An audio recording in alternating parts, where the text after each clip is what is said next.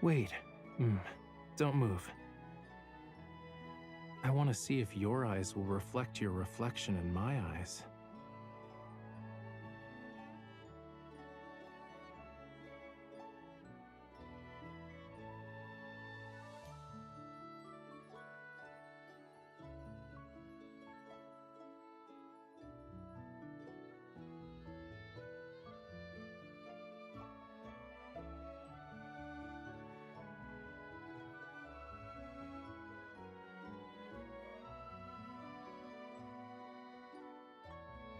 Are you feeling sleepy again? It's fine if you lean on me and nap for a bit.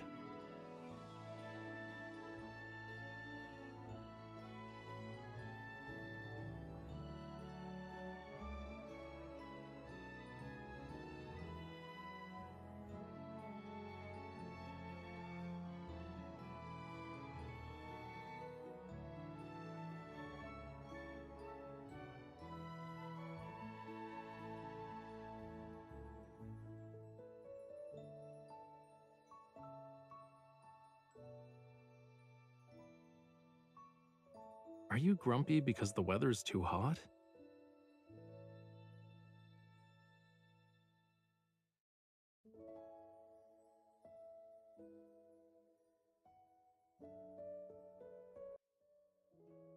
Oh. Welcome back to Love and Deep Space. We're getting hitched today, y'all. Definitely getting hitched. I'm so excited. So here's the story of how I ended up with 5 cards, because I that was not the plan. Well, see, on my main account, I was pulling for Caleb. Look at my face. I don't think you can stare at it for 30 seconds without laughing. Can you not interrupt me? You're very adorable, though. I love the glasses. It's really working. Anyway, I was pulling for Caleb. Ended up with Silas. Silas was like, "Hey, princess, remember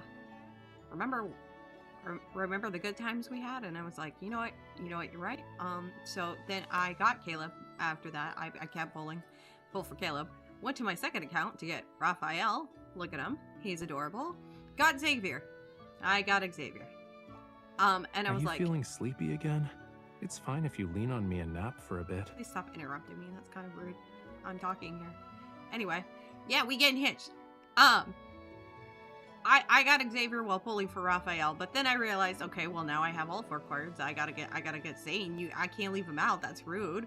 So then I go to my main account, and I'm like, all right, let's put Zane on my main account, because that's where his catch-22 card is, right? Like, that makes sense to me. And so I start pulling for Zane. Guess who shows up? Caleb again. And I was like, okay, fine. We're just gonna R1 this card. No big deal, right? Right? I'm Are like, you grumpy because the weather's too hot? I am. Thanks for asking. Thanks for asking, Raphael. I am. But anyway, Caleb shows up while I'm pulling for Zane. And at this point, I'm like getting real close to the crate. And I was like, you know what? Worst comes to worst. I just hit the crate. I get Zane. I'm done, right? That gives me 3 outfits. I got all their suits, whatever. And who shows up at like the last minute? 10 pulls to crate. Caleb. Bloomfall freaking Colonel Caleb. I was like, are you feeling sleepy again? Right, it's fine if you lean on me and now nap we have all for a 5. bit. Okay, fine. Anyway, we have 5 cards to get through, so I don't want to like spend too much talking. I have a veil on. There's nothing to see on this outfit's back. The designer clearly put more effort into the front part. It is a cute suit. I'm not gonna lie. Look at that. It sparkles. Sparkle. Did I grab? You're gonna dance around me? Can you not? Did I open Xavier's suit? I did. Okay. All right. So we're gonna go Xavier, Raphael, then I'll switch to my main account, and we will go Zane, Silas, Caleb. I think that's gonna be the safest route to do this. Oh, I have the hiccups. Oh wait, hold on. No, yeah, I can just hit date, right? Yes, date should take me to the full date, not just the kindled. There we go. Oh, and no, it's not on this account. if we have some extra time, I have the 2 promise cards. I have the one where Zane is running and sweaty, and the one where Xavier's holding the gun. So, yeah, you know, just to throw those out there if we have time. So we get hitched to Xavier in this one. Oh God. Okay, in the heart of an industrial park that's been long abandoned, sunlight dances across the surface of a crystal blue lake. Shimmering ripples spread out on the water. I walk along the lakeshore while keeping an eye on the real-time energy readings from my watch. The energy levels in the spatial anomaly are stable. It should be safe for the most part. Oh my God, I forgot to give y'all background information from the event, by the way. So the event that goes alongside this has established that there are spatial anomalies, and some of them have been deemed so safe that they are now tourist attractions. And they're throwing like whole events in them. I don't know. Anyway, spatial anomalies. My phone. How's everything on your end? It looks normal so far. If this wasn't an industrial park, I'd almost mistake it for a nice day trip spot. Things are going well here. This place looks like a classroom. I love this image of him, by the way, with the birds. It's so cute. The association has investigated spatial anomalies with all sorts of environments and structures before, but this is the first time I heard of one becoming a classroom. Oh. Who knows when we'll have time to go on an actual day trip. There's a spot nearby that few people know about. Once the deep space tunnel fluctuations have subsided, let's visit it. I love that Xavier's like, I know a spot, babe. Oh, cool. Right. I found something. It's... Again? Is it because of the protofield interference? Oh, the calls keep getting dropped. We've been so busy lately that we haven't seen each other for a few days. Now we can't even finish a phone call. I'm having flashbacks to Zane's guard now. My emotions waver in sync with the signal strength of my phone. I hope these fluctuations disappear soon. Oh, girl, for your sake, I hope so too. Are we gonna see Jenna? I finally finished writing my investigation report. I wonder if Xavier's back. You have received a new mission. A spatial anomaly has been detected. Coordinates are already synchronized. Please set out immediately. Okay. Is no one else in the office right now? Not even Nero? Alright, fine. Alpha Team's large office is empty. Everyone has been dispatched to investigate different spatial anomalies. With renewed determination, I accept the mission and head to the Mauvert Bridge. Mauvert? Mauvert. This might be the highest threat level we've encountered. Is it me or is Jenna's voice different? She's got like an accent. Can I replay her? This might be the highest threat level we've encountered.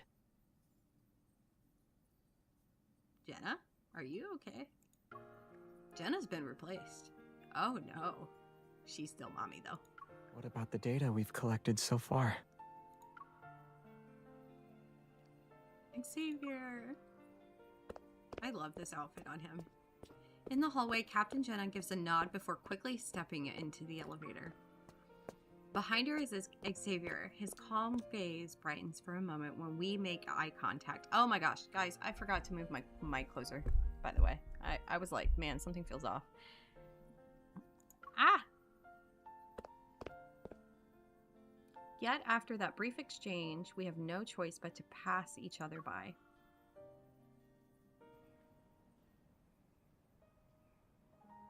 During these busy days, the 270HM has been by my side. Oh, her motorcycle. However, it's starting to show signs of wear. I haven't found time to do maintenance. Hey, we know a guy. You've worked hard, 270. I'll give you a proper maintenance check once these fluctuations are gone. I love that she loves her motorcycle. Like, only the motorcycle gets a maintenance check? A flash of white light suddenly fills my vision. Then a man I brush shoulders with materializes from it. This man just said, poof, hey girl. People are like cars. After running around non-stop, They need a maintenance check. Are you about to maintain me? Xavier, since when did you start flashing in and out of the association? Yeah, for real. When I need to save time. Oh, I just realized I'm like, oh, no. Hold on. Now. Unlock my model for a minute because there we go. When I lean back in my chair, she's getting a little crazy. Anyway, Xavier waves his hand in front of me. Why do you look like you're in a daze? I lower my gaze and playfully reach out for a high five. We haven't seen each other for several days. Do you miss being on a mission together, partner? They just really high five. She was like, hey, bro. I know we've been making out on the sidelines, but like, hey, bro. As I start to pull my hand back, he gently catches my fingers. Long time no see, partner. Aw, it hasn't been that long, right? I try to act nonchalant, but my fingers unconsciously curl around the back of his hand. Maybe time plays tricks on you when you're alone. Time is unfair. Why does it only know how to last? Why? Yeah, oh. Why does... I don't know what I was saying with that sentence. Why does it only know how to last forever? Can't it be brief for once? Someone should teach it to be more flexible. For real. I play along. Then he gently pulls me closer with a firm grip.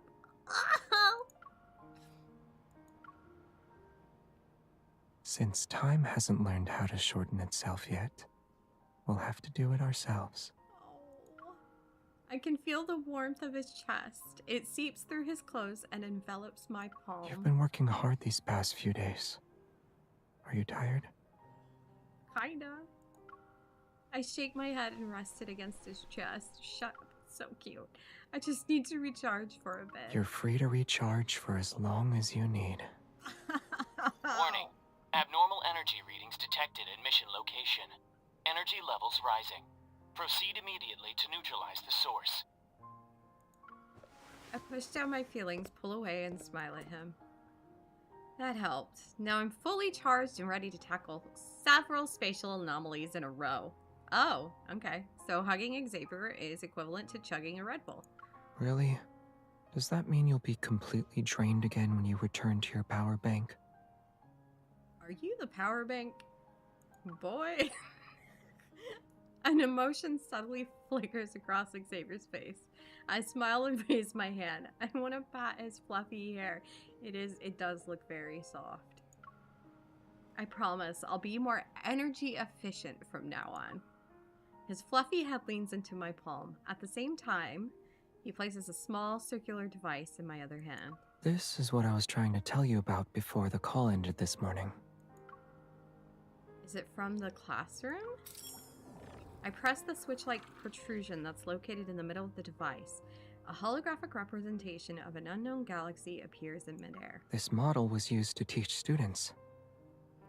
I feel a pang in my chest because of how naturally he shows his familiarity with this gadget. What goes through his mind when he encounters these things? I can't help but feel uneasy about how alien and distant his world seems. Girl, if you only knew the full story, if you only could remember the... I was planning to give this to you when I got home, but given our current circumstances, who knows when we'll run into each other. At least we met up here, even if it was just for a moment. I hope we won't have to wait too long for our next moment together. Oh, buddy. I recognize this waiting room anywhere. After eliminating the energy source from the spatial anomaly, I return to the association's building. No, this is the hospital building. You can't lie to me. Anyway, my watch reveals that it's already past midnight. Just as I'm about to leave the office, hunger overwhelms me. It refuses to give me the time to go downstairs for food. I open the department's food cabinet to find 2 lonely cups of instant noodles keeping each other company. Shut up! While waiting for the noodles to cook, I recall the time when all those cups of instant noodles were piled up in front of Xavier at the convenience store. Ah! Ah! Good thing Xavier isn't here, she probably says, like, So you'll be solemnly happy if I'm not or around? something. Oh! I turn to see Xavier walking towards me. One of the office's blankets is draped around his shoulders. His gaze still carries a heavy sleepiness. He's wearing the blankie like a cape.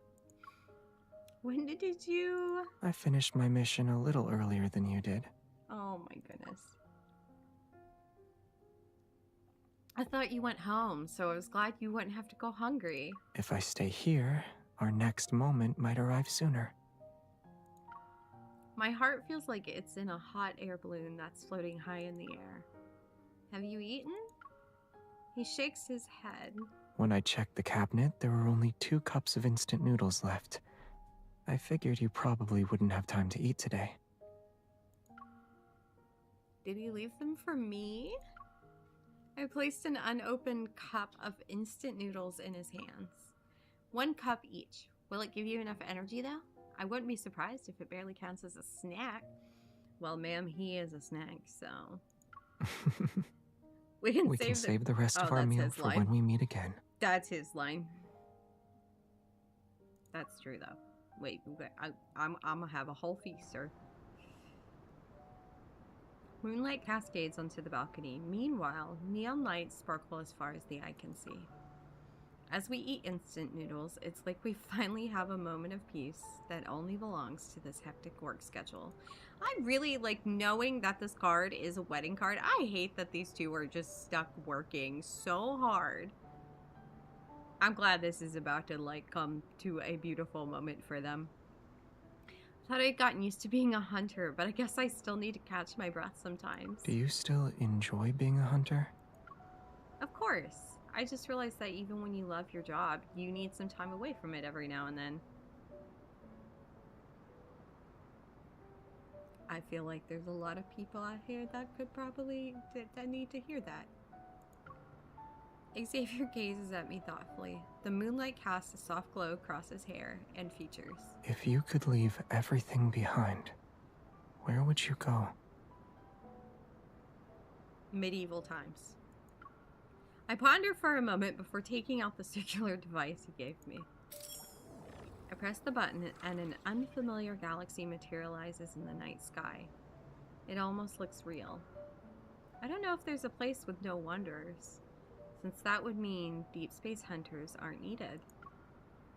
Xavier's gaze passes through the hologram to rest on my face. What if there is? You know a place? Oh, he knows a place. I'd like to rest there for a while. A moment would be enough. I turn to look at Xavier. The hologram's light shimmers across his serene expression. What about you, Xavier? Do you ever feel like leaving everything behind when you're exhausted? I never thought about it before I met you. Oh, not even once? No, not even once. Then what about after you met me? I feel even less inclined to leave everything behind now. Oh, baby. After running around all day, exhaustion washes over me. I fight to keep my eyes open. I don't want to waste our precious time together. Rest if you're tired. I take Xavier's hand. I can't help but close my eyes as I mumble.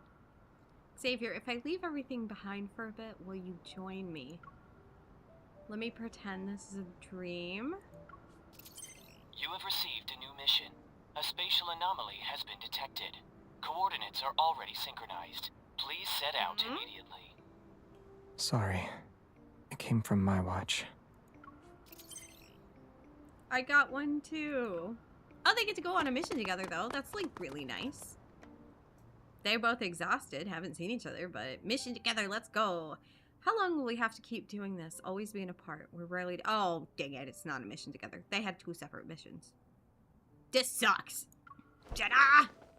Getting back on my motorcycle, I make an effort to sound more upbeat. Well, let's look on the bright side. Even if we can't go to a place without wonders, the deep space tunnel fluctuations will disappear eventually. There are so many things I want to do. I have to check out that new restaurant, watch recently released movies, see those new attractions at the amusement park. I could never. That's so much to do. Xavier places the helmet on my head and carefully fastens the strap. That's hot. If it's just a short amount of time, then it shouldn't be that hard. Confused, I look up at him, but he pulls down my visor. Stay safe. Oh my god. Goodbye. Oh, okay. Most spatial anomalies are harmless. However, we occasionally encounter ones with hidden dangers. Yeah. You know. Yeah, the sound of weapons. Maybe gave that one away. I didn't expect a powerful wanderer to be hiding here. It's a good thing I wasn't late. After the battle, I slump against my motorcycle. I'm so exhausted that I want to lie down on the spot. I don't even have the strength to start the engine. Girl, don't be driving a motorcycle when you're that tired. Oh, my lord. Your partner Xavier needs backup. Will you accept the request? Yes. The system only shows the coordinates Xavier sent. There are no details about the situation. Did he run into something serious? I force myself to focus and head toward the coordinates. Also, Xavier asking for help is a little... That's not normal, right? The coordinates lead to a tunnel located in the city's outskirts. I can see Xavier in the distance. He's leaning against the entrance with his arms crossed. Girl. You got here quickly. Did everything go well on your end? I eliminated the Metaflex source. What about you? Did you find yourself in a pickle? Yeah, and I need my partner's help to deal with it. He reaches for my hand and leads me into the tunnel. Xavier summons an orb of light to illuminate the pitch black tunnel. He holds my hand as he walks slightly ahead of me. Do you remember when we walked through a tunnel like this in a no-hunt zone? When was that? I don't remember that, y'all. I don't remember that. At the time, I never would have thought we'd go from ordinary partners to... Xavier turns his head. The floating orb of light illuminates the color in his eyes. They are very pretty. You never expected this at all? You already knew since back then? People usually need to have a wish before they think about how to make it happen. I can't hear him without hearing salmon. You know? He's talking right now and I just hear salmon, salmon. I take a moment to process the meaning behind his words, but the light suddenly brightens. Pretty. We reach the end of the tunnel and the sight before me makes my eyes widen. Yeah, me too, girl. That's gorgeous. An endless expanse of green stretches as far as the eye can see. Near the horizon, a massive planet looms in the night sky. Shooting stars soar across the sky and brilliant nebulae expand in the distance. The universe slowly unfolds before my eyes. Stunned, I look at Xavier. Countless stars seem to be falling into his eyes. Xavier, you didn't call me here because you ran into a serious problem. It would be a serious problem if I couldn't appreciate this kind of scenery with you. This is the last known spatial anomaly. And I wanted my last mission to be with you. Hi, Inky. Oh, you're tired from the christening? Well, get some rest, Inky, but I'm glad you came by to say hi. Also, Stream Elements is broken. I'll fix that one day. I hope you had fun. I will. He takes my hand as we step into the lush field. Radiant lights reminiscent of fireflies float above a sea of flowers as they move toward us. This is the most beautiful spatial anomaly I've visited. Oh, oh. I gently pinch Xavier's cheek. Oh, This isn't a dream? You know they put that in there because Infold was like, nope, not a dream. I'm going to be very clear. Not a dream. He gently pinches my cheek in response. is this really the best way to check if you're dreaming? Ouch, that hurts. Okay, I'm pretty sure this isn't a dream. But the energy readings here are very weak. Finding the anomaly source will take some time. This place is huge. If we walk for too long, we'll need to use the planets as our compass. Out of the corner of my eye, I see Xavier point to the massive planet in the sky. His expression becomes more distant, detached. Is that the planet he's from?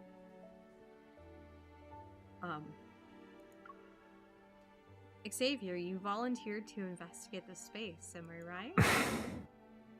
Yeah. We're supposed to destroy the spatial anomaly.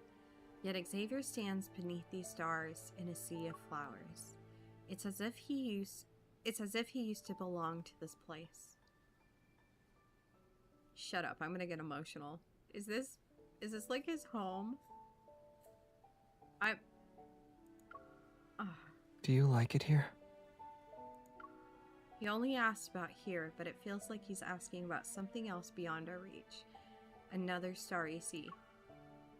Yes. Oh no.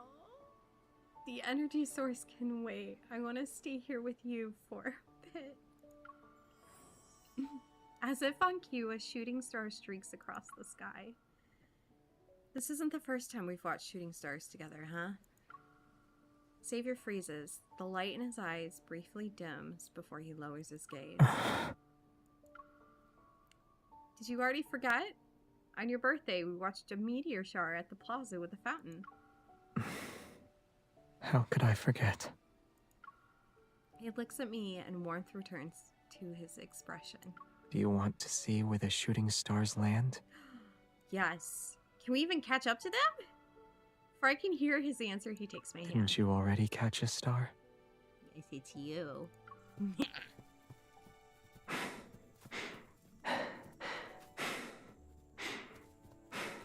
Oh, we're running right now. I was like, man, boy is breathing a lot. As we move closer, shooting stars fly across the sky one after another. Their descent leads them to the other side of the planet.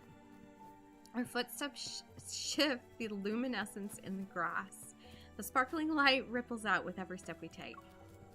Yet in the boundless universe, even the grandest of miracles couldn't compare to this. Us holding hands as we walk side by side. Bro, if I had it on my model, you would just see like little watery, just a little tiny watery water line at the edge of my eyeballs right now, bro. It's too damn cute. Following the trail of shooting stars, we arrive at a gentle slope. Suddenly our watches go off. Dang it! The energy source must be hidden in the grass. I found it. Xavier parts the knee-high grass. A hint of surprise appears on his face and I follow his gaze. A small bluish purple flower sits in the grass. A remarkable energy radiates from it. It's just a flower. I crouch down and reach it, but I pause when my hand is centimeters away from those petals. It's wavy leaf sea lavender. What? He crouches down beside me and we stare at the flower in silent wonder. Once we remove its energy, our mission will be over. These flowers are vessels for energy, and once it dissipates, they'll have served their purpose. But this is the last spatial anomaly. Xavier reaches across the flower and takes my hand. Let's leave something here then. At that moment, luminescent lights manifest. Like fireflies, they begin to drift towards us. He slightly moves his fingers, and the lights dance through the air like a flock of birds following the direction he ushers them toward. What's going through your mind right now? I look at the little flower, and its image begins to appear in my head. Before my eyes, the luminescent lights suddenly coalesce to form the shape of a flower. They shine brilliantly in the air. Oh my gosh, I need a sip of this coffee. Ah! I stand up and reach out to touch it. It disperses instantly and transforms back into scattered lights. Xavier raises his hand. He gathers the specks on his palm before placing them on my shoulder.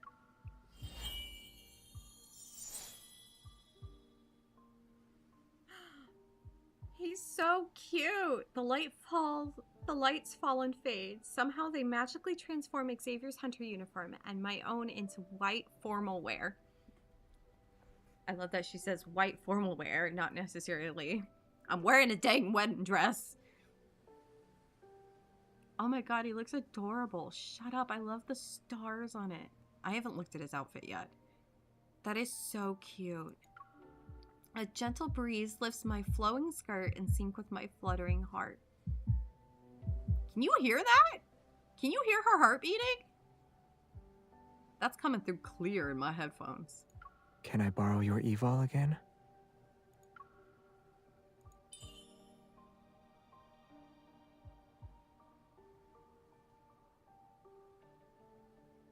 Oh my god. I take his hand and we resonate.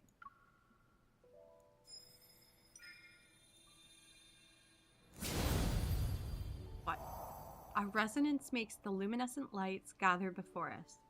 They create a massive crescent moon that's hovering above the green field. It's a moonboat! Moonboat. Moonboat. Don't stars like to rest on the moon?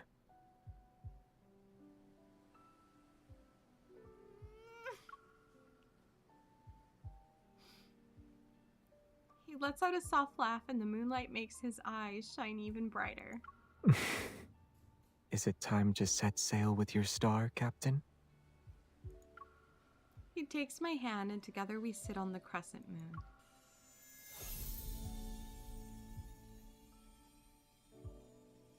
My feet leave the ground as the celestial body gradually fills my vision.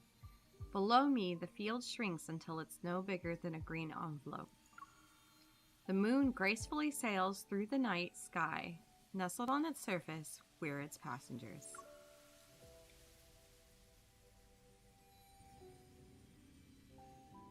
Oh my god. Shut up, that's so cute.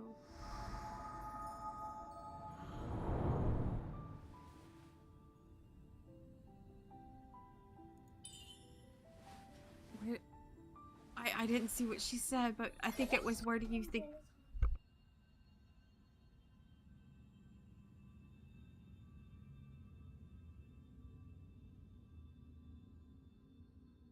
The kid like barged in and I was like, oh, but look at the bunny!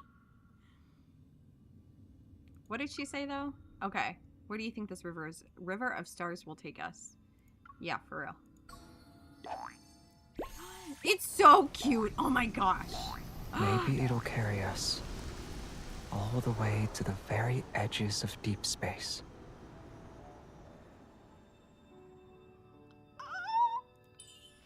Xavier, resonate with me?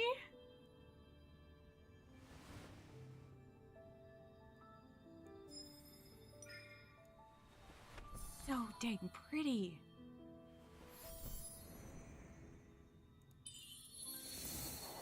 The sphere will stay here. It'll be a memento of our time on the boat, I think is what she said. I don't know. It never gives her enough time. Then, may I leave behind my own memento for this journey?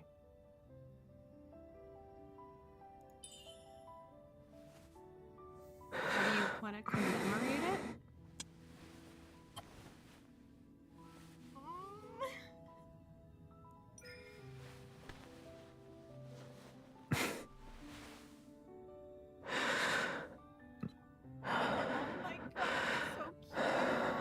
Shut up!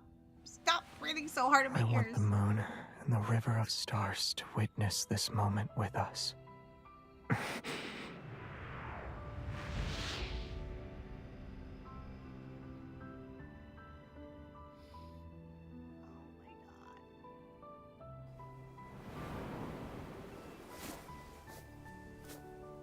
was a pleasant voyage, my lady. Watch your step, please. I don't want it to be over, but I have 4 other weddings to attend. Xavier, let me be by your side for what? Dang it! Give her more time to speak, I swear to God. Let me be by your side for every journey you'll embark on in the future. No matter where our journey takes us, I'll always be by your side.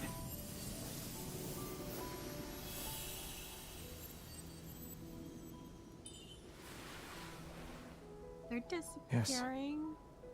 These flowers are returning to where they came from.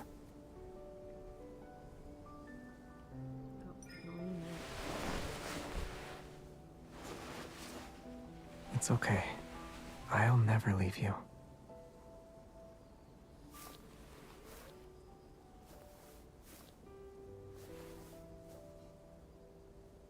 Shut up, I'm too emotional for this today. Why did I think it was a good time to do this?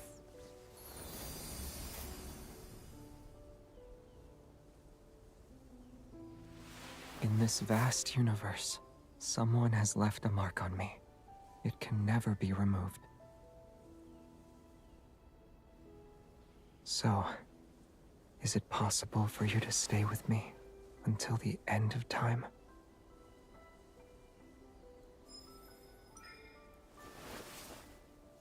Xavier, from now on, you'll never be alone on your journey? Oh my God. Let the stars be our witness. Our vow shall endure like the universe itself.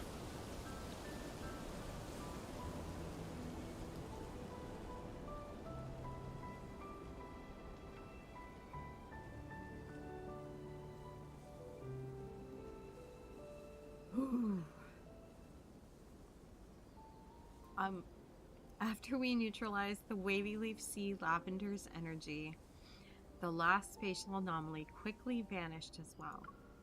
Now that the deep space tunnel's fluctuations subsided, all hunters involved in dealing with the spatial anomalies were granted special leave.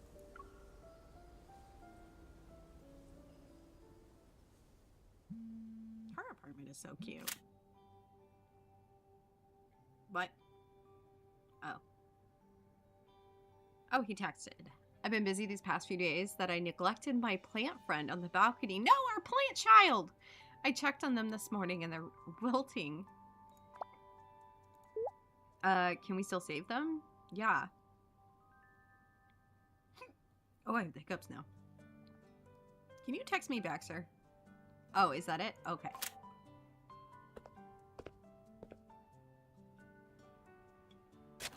His porch is adorable. Or is that my porch? No, that's his. I head upstairs to Xavier's perform emergency treatment on his... Oh, upstairs to help Xavier perform emergency treatment on his plants and flowers. The gentle morning sunlight bathes everything in its warmth. I stretch while watering the plants and loosening the soil. Are you tired? Do you want to take a break? No, I just feel great. When was the last time we got to enjoy a peaceful moment like this? You're up earlier than I expected. I thought you'd sleep in today. I wanted to do that, but after being busy for so long, I realized how precious free time is.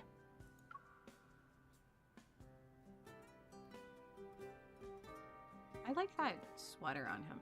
We exchange a smile before we return to tending the potted plants. By the time the sun gets warm enough to make us break a light sweat, we finish our work. I turn to look at Xavier, who's focused on watering the plants. His back is facing me, and the sunlight makes his white sweater look fluffy, soft and fluffy. This boy always looks soft and fluffy. Like, I feel he would have amazing snuggles. Yes? Your back is warm from the sun. It's like toast. Only on one side, though. It's time to flip over. I'm going to cook you through and through and eat you like a snack. That you are. On the balcony, he guides me to sit down. A gentle breeze carries the subtle fragrance of flowers, which mixes with his refreshing scent. I can feel my temperature slowly rising, but I'm not sure if it's from the sun or his arm that's pressed against me. This side is warm now, too. Oh my god, boy. I feel his weight shift slightly. When I turn, I see Xavier's head is tilted toward me. He's sort of leaning in. This man, he falls asleep so easily. Xavier, are you sleepy? If we don't leave soon, we'll miss out on the Cosmic Archaeology Museum's opening hours. Girl, you doing too much on your day off. Can we go to the museum tomorrow? Yeah. Are you still tired? He looks up at me and slightly A nods. little. Oh. I reach out and gently pat his head. We can go to the museum another day. Let's wait until you've gotten enough rest. Just as I'm about to get up, he pulls me back to his side. His grip is gentle yet firm. This is the most effective way to rest. That's it? I thought you wanted me to take you somewhere scenic and beautiful. What do you mean by that's it? The simpler things are, the more cherishable they are at any given moment. He looks at me, emotions gently ripple in his eyes. By sharing more simple moments together, I can become an irreplaceable mark on your life. Aww. Oh, shut up. That was so cute. That was so cute. It's what I expected from an Xavier card. Like, I know he's... Oh, yeah, and I can get the dress. Yeah, we get, like, the dress and the veil and everything, too. Oh, and then I can go... Hold on, go back. Go back. I can go get the ring. When does this man not pass the hell out with a book on his face? Okay, where is it? Where is it? Where's the... Oh, here, it's this one.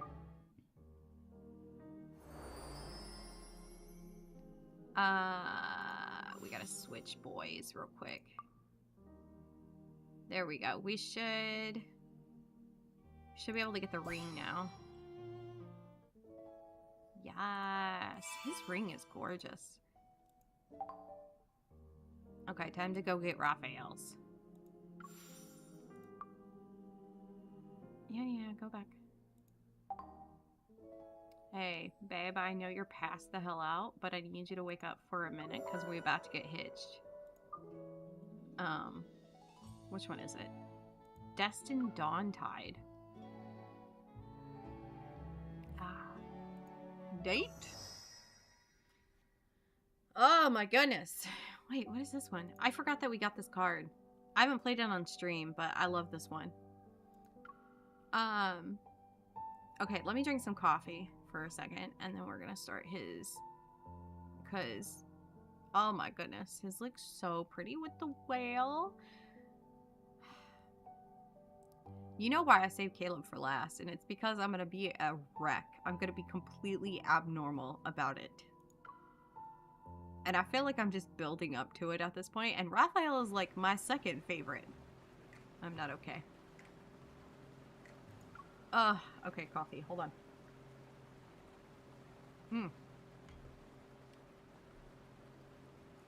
A small speedboat cuts through the azure waters. An island appears, but there's no trace of Mo Art Studio, which was built on it. In its place stands an unfamiliar landscape. This is the newly formed spatial anomaly, huh? Oh, yeah, that person is.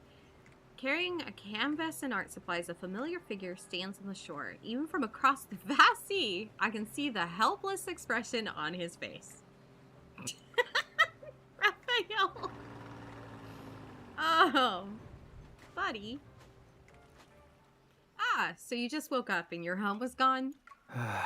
I shouldn't have passed out after staying up for 2 days. Then maybe I could have saved more than just these things. With a pained expression, he turns to show me his small collection of personal belongings that were salvaged. Oh my god, this man lost his whole home to an anomaly. I spot a water container from painting. It wasn't even emptied before he grabbed it. I quickly clear my throat to suppress an inappropriate urge to laugh. Me too. Don't worry, this is just a spatial anomaly created by a deep space tunnel. Once the fluctuations subside, your home will turn to normal. I cannot speak. I'm going too fast. I'm too excited. The road to White Sand Bay, along with its beach, has also vanished beneath the waves. The fluctuations caused a protofield displacement, which resulted in shifting the spatial anomaly several nautical miles away from its actual location. In other words, this place has become a lonely island.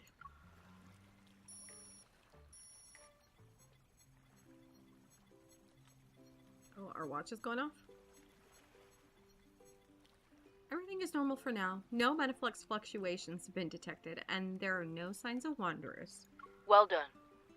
The spatial anomaly appeared without warning, so we'll need to conduct a more thorough investigation and analysis. Okay, Jenna. Out of the corner of my eye, I see Raphael taking inventory of his art supplies. A light bulb goes off in my head. Captain, is it possible for me to continue my investigation? You're not gonna leave? I end the call and Raphael has somehow appeared behind me. His eyes sparkle with anticipation. You're a poor fishy stranded on an island. I can't just let you fend for yourself. Are you sure you want to stay here, though? You can always come over to my place. Cutie, I'm literally surrounded by the ocean. I don't think I can get stranded even if I Okay, you know what? tried. That's fair, that's fair. After his initial confusion wore off, Raphael quickly embraced his new status as a castaway. I was planning to visit a spatial anomaly for inspiration, since a lot were popping up recently. I didn't expect one to deliver itself to my doorstep, though. But there's a more pressing matter. A slightly troubled expression appears on his face. After painting for 2 days straight, I fell onto my bed, and then I spent the whole morning trying to save my art supplies. If I don't eat something soon, I might become a real castaway. You are so dramatic. I love you.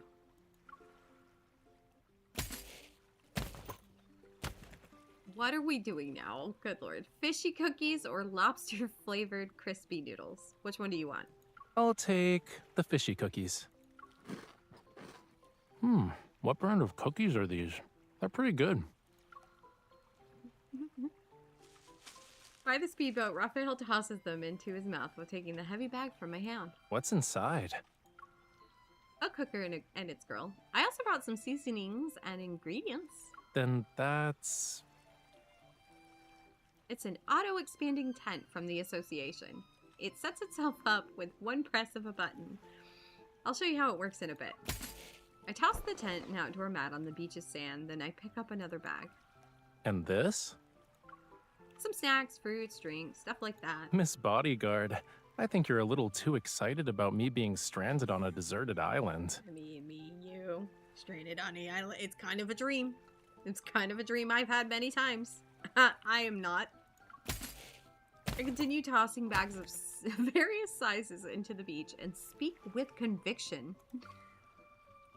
I was worried you might suddenly end up on a deserted island, so I brought everything I could think of. They're necessary for survival.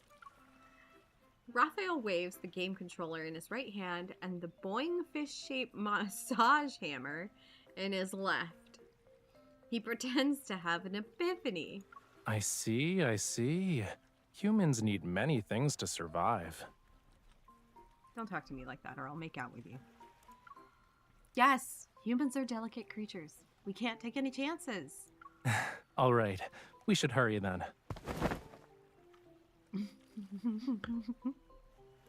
Ah, booty!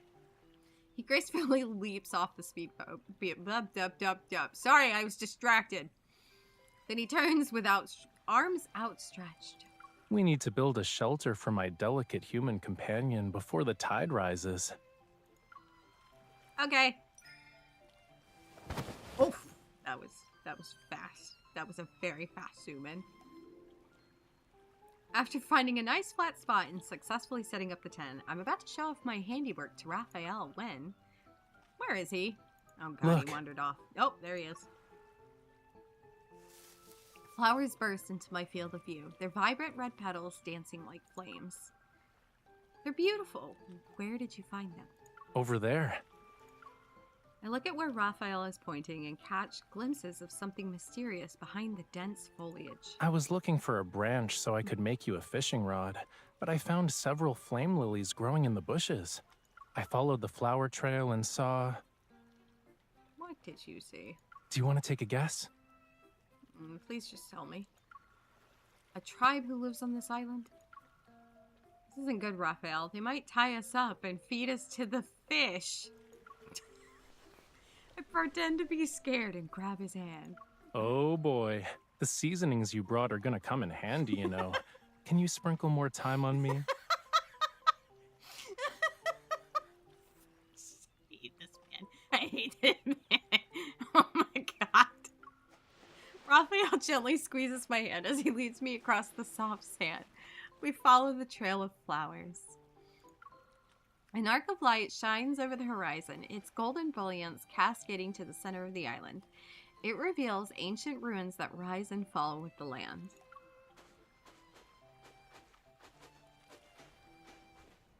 Pretty! Screenshot. Weathered stone pillars stand in solemn silence.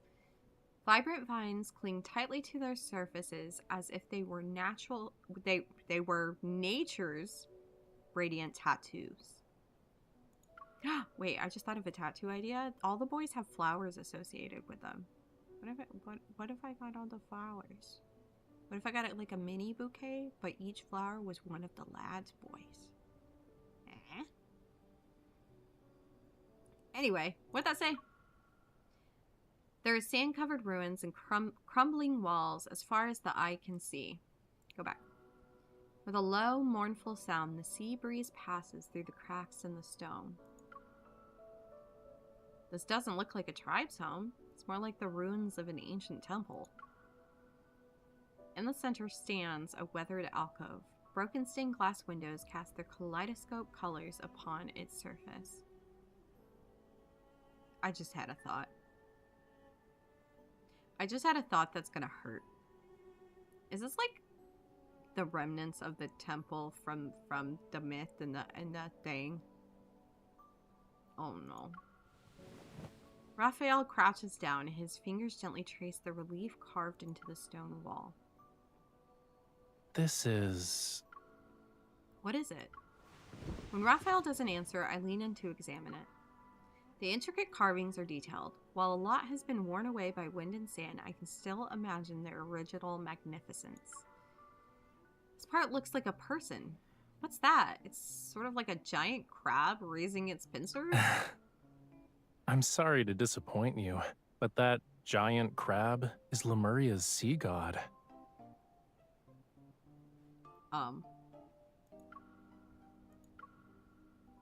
What? He takes my fingers and guides them to an indentation. He helps me trace the relief's patterns. These lines are the hair, and the pincers are actually the body. Next to it is a radiant sacred staff. These reliefs probably depict the legend of the first sea god from Lemuria's creation. They're not a guide on how to cook crabs. I'm sorry, I was rude. How do you know for sure that this is the Lumeria's sea god? I can tell just by looking at it.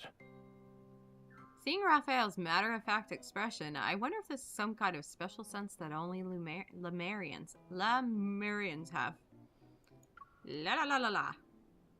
Based on what the association told me, the spatial anomalies appearing in the city might be projections from the end of the Deepspace tunnel. If that theory is correct, then could this place be... Yeah, it might very well be from the sunken civilization of Lemuria. Ah! In contrast to my astonishment, Raphael remains calm as he gently closes my mouth. This temple was probably built by my great-great-great-great ancestors. Yeah. So, if I took a bottle of sand from here, it would be a historical artifact? Make sure the sea god certifies its authenticity first. Okay, can you do that for me then? As Raphael speaks, he blows away the sand from the crevices. The carvings are more visible. This is Lemuria's sea god. What an imposing, majestic person. MC, please. You know, there's also a young, good-looking one. I'm gonna hit him. I'm gonna hit him. Is the figure beside him his consort? Yeah. The sea god brought coral branches and conches when he asked her to be his bride. I don't remember that part. Wow, the sea god knows how to be a romantic, huh? Why'd he just randomly pull his flame out like that, by the way? He tucks something behind my ear. I reach up and feel a soft flower petal. A flower? What are you? You don't like it? I like it. You also know how to be romantic. Smiling, Raphael pulls out a paintbrush to remove the dust from the relief. You said this was the first sea god. Does that mean there was eventually a second and a third sea god? Every sunrise is accompanied by a sunset. Likewise, the sea god slumbers and awakens with the ebb and flow of his power. But when his power is gone, he fades away and dissolves into the sea. Apparently so does his bride, but you know what, whatever. When will the next sea god appear? MC! No one knows. MC, please! Sometimes only a few years pass between a sea god's passing and their successor's birth. Other times, it can take centuries. What about now? Is there a sea god in the current era? Letting out an amused chuckle, Raphael gently taps my forehead. Who knows? It's just ancient history from thousands of years ago. Boy. I swear. I swear.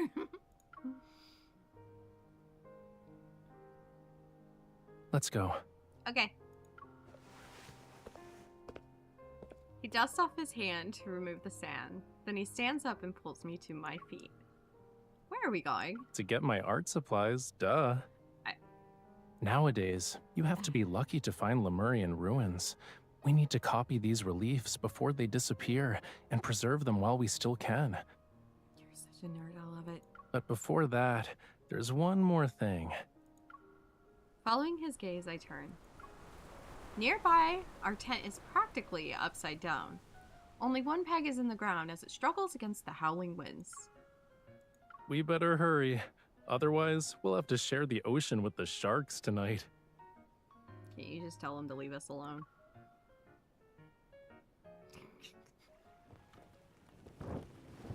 After properly securing the tent, Raphael takes charge of the landscape architecture. Sometimes my accent really just hates me, doesn't it? While I handle the interior design. By the time I finish organizing everything and lift the tent flap, the sun is setting. The clouds are painted in dappled gold. Evening's light washes over the sea and bathes the light in soft, warm hues. A bright splash of coral red now sits in the sand. Is this Raphael's idea of landscape architecture? Please. Of course there's more. Look behind you. Oh. Unable to see Raphael anywhere, I walk to the back of the tent. I'm confused. The fence is arranged in a staggered manner. It's decorated not with vines, but with colorful seashells and sea glass. A winding path paved with pebbles leads to a weathered wooden boat. Crystalline waves dance across the boat's hull. There's no question about who painted them. Where did you get all of this? I just walked along the shore. Everything here is nature's gift. Yeah, including you, my guy. Pet the Raphael. When Raphael appears before me again, I wipe away the dust on his face. So, my darling, delicate human, does this meet your survival requirements? Do it again. It's great, but I point to the grill and stove set up next to the wooden boat. It'd be perfect if there was grilled meat. Oh, and drinks and fresh fruit to the side. Are you sure those are required? It sounds more like a request.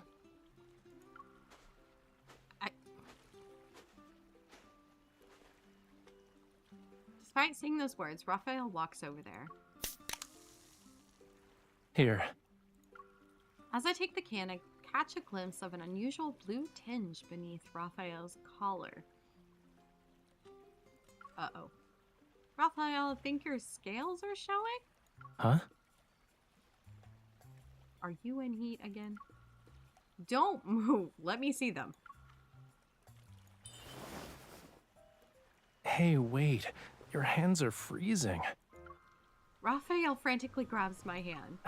I know what you're thinking, but they aren't scales, cutie. Okay. Then what are they? You'll see after it gets dark. Oh my god. Raphael stuffs a large prawn cracker into my mouth to silence me and my curiosity. I swear.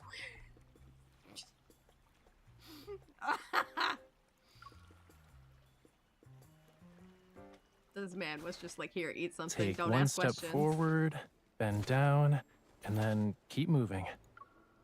Just so we're on the same page, don't lead me into spooky caves or dump me into a dolphin's back, okay? I haven't done any of those since I was 10. I wouldn't be so sure about that. Raphael has covered my eyes. As he guides me into the tent, the sound of the sea grows fainter. Okay, now lie down on the blanket. Right here? I trip over a round object and I immediately reach out for something to steady myself. What did we grab? I wasn't injured from falling. Actually, I feel very comfortable right now. I toss aside the thing I tripped over, the boing fish-shaped massage hammer, and feel the cushion under me. Are we sitting on him? My cushion squirms in protest. Taking off my blindfold, I try to put on an innocent smile. Are you okay? No. The split-second decision to use me as your cushion was done with grace. I'm impressed. Okay, listen. I was blindfolded. Oh, you're too kind. Raphael raises his knee and nudges me. Why aren't you getting up? Oh, mess around? Mess around. Ow, I fell and got hurt. I need a kiss before I can get up.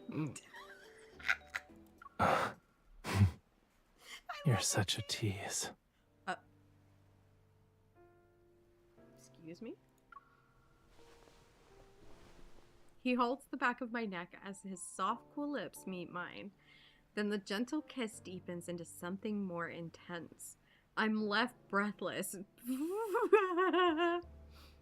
MC is finding out after fucking around. That's enough. No. His other hand finds my waist and pulls me closer. With nowhere to retreat, I surrender to his passionate kiss.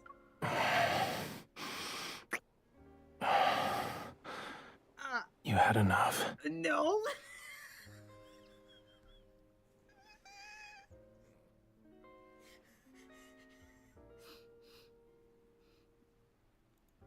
I'm not okay. I'm not okay.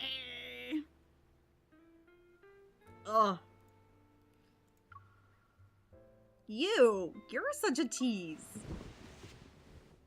I try to calm down and sit up, but Raphael shifts to his side and gently guides me to lie down next to him. Can you tell me why you were being secretive this afternoon? Lie down and look up. What?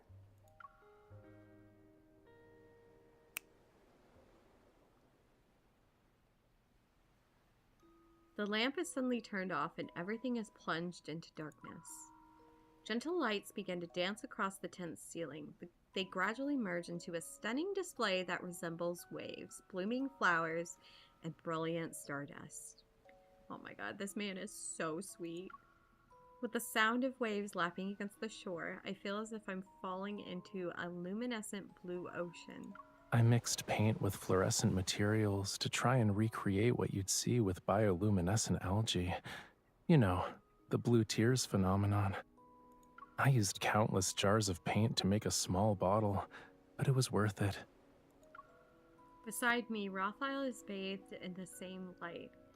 The paint mark below his collarbone gives off a gentle glow. Did he paint himself with bioluminescent paints? It's like a kiss from the ocean. I remember you said that blue tears only last for 10 seconds before they leave the ocean. These should stay with us for much longer, or at least until you wash them off. I wouldn't do that. As I gaze quietly at the blue sea, I remember the equally magnificent reliefs I saw at the ruins. Raphael, tell me stories about Lemuria. Do you remember the Tome of the Sea God? They say it contains the entire history of Lemuria, which spans countless millennia. It also has prophecies that were passed down for generations. Raphael moves his fingers and the glowing patterns transform into mysterious images. What tale do you want to hear about first? Oh, and before I begin, Amidst the sound of distant waves, his voice takes on the flowing sea's smoothing quality. everything I'm about to tell you is nothing more than a myth. What? What was that? What?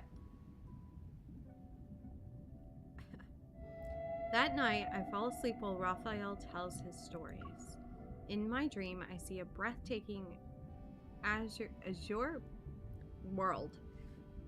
Massive sea creatures gracefully swim, schools of fish dash past mysterious seagrass, and luminous jellyfish drift past rainbow-colored coral reefs. A melody played on a flute resounds from afar as a small blue fish swims up to my fingertips. It swishes its tail as it guides me deeper into the ocean. And then I see it, a warm dancing flame. It's waiting for me. A young sea god cradles it in his hands before gently placing it against my heart. Oh! Over the next few days, I focus on investigating the spatial anomaly while Raphael focuses on sketching the ancient reliefs. Aside from researching the ruins, he seems to be thoroughly enjoying his stranded on a desert island situation. For example, what's this? When I return from my investigation that day, I find a wind chime made of seashells hanging by the door. I wanted to make a paint organizer, so I collected some seashells. But then I realized I collected too many, which is why I made the executive decision to use them all. The table is covered with several shell organizers, shell pen holders, and a row of little birds composed of shells. Look at this. Doesn't it remind you of the seagull that stole your bread yesterday? Good. And then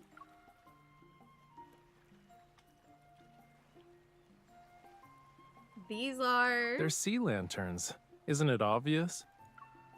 Several sea lanterns are scattered across the ground. Meanwhile, Raphael carefully removes excess wood with a small knife. I thought you didn't believe in sea lanterns and other wish-speaking customs. Yeah, I don't. But I thought you might want to try it. Oh yeah, for me. Not only me, yeah, sure. Well, you aren't wrong. And we need your fire here. You know, you're getting really comfortable with bossing me around. Too comfortable, in fact.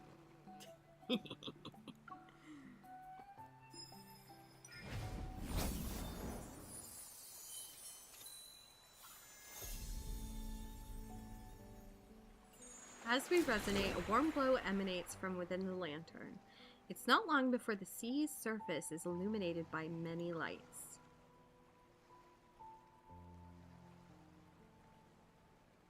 Oh, that looks cozy as hell, y'all. Oh my gosh. Our time on that small island slips away like a gentle breeze. I send over the last protofield greetings. Meanwhile, the arc of light above the horizon has faded. It's a specter of its former self. This means the deep space tunnel's fluctuations are getting weaker. The spatial anomaly could vanish at any moment. The wind wakes me up that night. When I turn my head, I find myself alone. Where'd you go? The sleeping bag is cold. Is he still awake? I pull back the tent flap and look outside. There's a faint glow coming from a fire in the distance. It's near the ruins.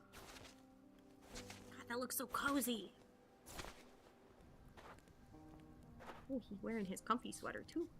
In flickering firelight, Raphael sits before a centered stone wall. His thin charcoal pencil makes soft scratching sounds as it moves across the paper. You're awake? Ooch. Using his free hand, he lifts the blanket from his shoulders. I move closer and he wraps the blankets around us. Oh, we cozy under the blankie. Can't sleep. I just wanted to finish the remaining sketches, that's all. The paper is filled with mysterious otherworldly drawings. I can vaguely make out the figure of the sea god. It's been a few days. Have you made any new discoveries? I wouldn't call them discoveries, but I did learn about a few things that weren't mentioned in the Tome of the Sea God. For example, the sea god tried to win over his beloved in a variety of elaborate he ways. did. I also found out how many times he stumbled. Nah. I feel bad for him. Even these embarrassing moments were recorded by your ancestors so we can laugh at them today. I'm guessing the sea god won his beloved's heart in the end, right? Otherwise there wouldn't be more to the story? You're correct. That's right, yes we did. The sea god and his bride lived together for all of eternity. Their power watched over Lemuria as the ocean thrived. That's a textbook example of a happy ending. And it's not how it ended. No, it is not. Huh? The true ending is right here. Raphael's fingers hover over the carved relief. The ancient people of Lemuria believed the sea god would protect them forever. That's why they built this temple. It was to record their legend and pass it down. They must have believed these carvings would stand the test of time as a Lemurian monument. In the firelight, Raphael's voice softens, and the air around us becomes hazy. Yet the temple was eventually abandoned. Their civilization sank into the deep sea, and Lemuria was reduced to nothing in that abyss. Clearly, the sea god failed to protect his people. It's just a myth. Yeah, that's why I don't believe in things like legends. The charcoal pencil meanders across the paper. It leaves meaningless lines in its wake. Whether it's a sculpture or a painting, art is just one way to capture a scene, to preserve a moment in time. But sculptures crumble, and the colors in paintings fade. Our humble efforts are powerless against time's relentless march. But here you are, still drawing. I tap the paper in his hand. Deep down, you instinctively wish to preserve something, right? Don't you think it's contradictory? I know nothing lasts forever, but I still want to keep trying. I cup his face in my hands. Then I squish his cheeks. Oh. Squish, squish. Raphael, you silly fish. Why are you calling me a fish again? You've already captured thousands of beautiful moments. They're anything but meaningless attempts. But I'm not satisfied with that. Oh my god, greedy fishy. He lowers his head and embraces me. His warm breath tickles my ear. I want to capture more moments. Every single second of being stranded on an island with you. I want to preserve it all. Why does man do this to me? I hug him back, and when I see the arc of light above us, a thought appears in my mind. Can I do anything to make this moment last forever? Oh, I'm gonna screenshot this because this is such a cute little tent. Oh my god. I'm not sure when I dozed off, but when I open my eyes again, I find myself wrapped in a blanket. I'm inside the tent. Art supplies and sketches are stacked on the table.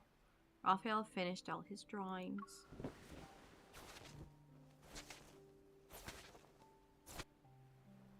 I love this outfit so much. I walk outside and head to the shore in front of the ruins. Raphael is staring at the fading arc of light as dawn appears on the horizon.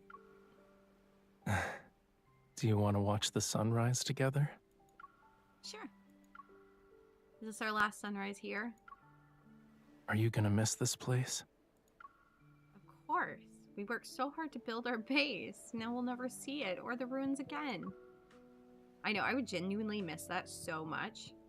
I know they won't really disappear, though. They'll just return to their original timeline in space. I turn to meet Raphael's gaze.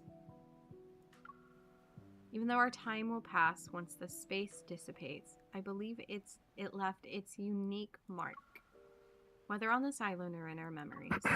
Wait. I feel like I'm about to hear something important. I need to prepare myself. For what? Are you really gonna spend our last moments on this island wearing Oh pajamas? my God. Sir. Oh my God. They aren't pajamas. Looking down at my wrinkled clothes, I touch my messy hair. A belated rush of embarrassment floods my face. There's a brown box in the tent. Check it out. I'll wait for you here.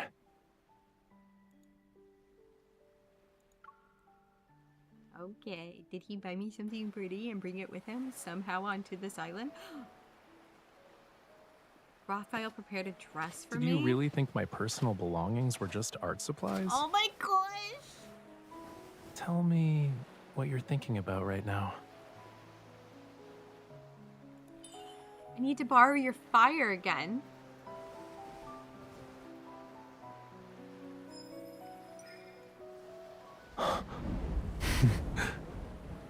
While moments are fleeting, I'll always be here to create moments like this with you. I know it's just a simple token. My fire combined with your flower. It's anything but simple. Do you know what it means to have this as our witness? Does it mean we're married again? Then, in return, I'll give you the entire ocean as my gift. Oh my God.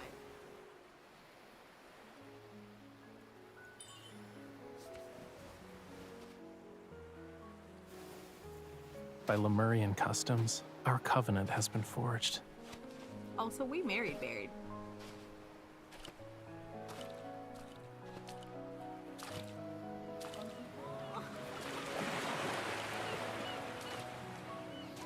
I'm such a sucker for stuff like this.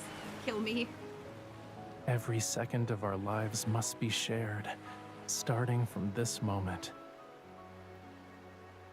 If this vow actually represents eternity, will you give me the chance to prove myself worthy of your devotion?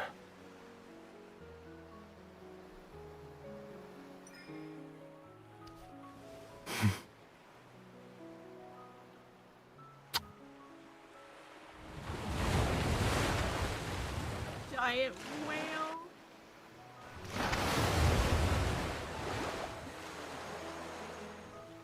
The tiny fishy. It turned into the ring. That's so cute.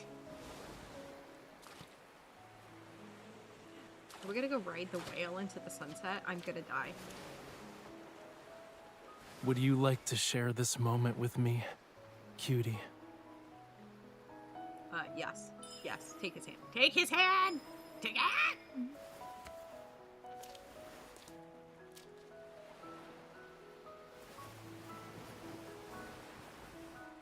The rainbow in the background. I'm dying. All right. Can you lower your head a little?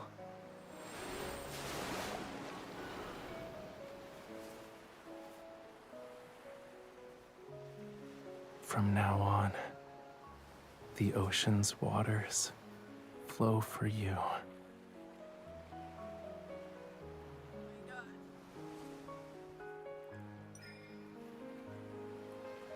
And to my sea god, I will offer the most sincere devotion. Shut up. So cute.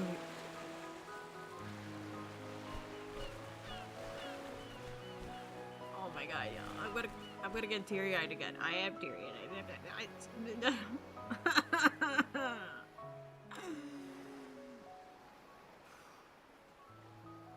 And then the card ends like that. It ends like that. Hold on. I gotta.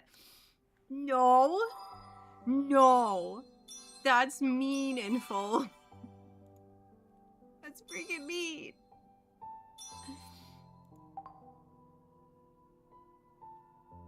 Her last line, though? Did you see his eyes? You know that man for like a brief second was like, oh my gosh, he remembers. I'm crying. I'm crying. That was cute as hell. I'm dying right now. Alright, let's go grab his dress. And then before we do the other three, we'll look at the dresses now. Okay, you know what? No, before I change accounts. Hold on.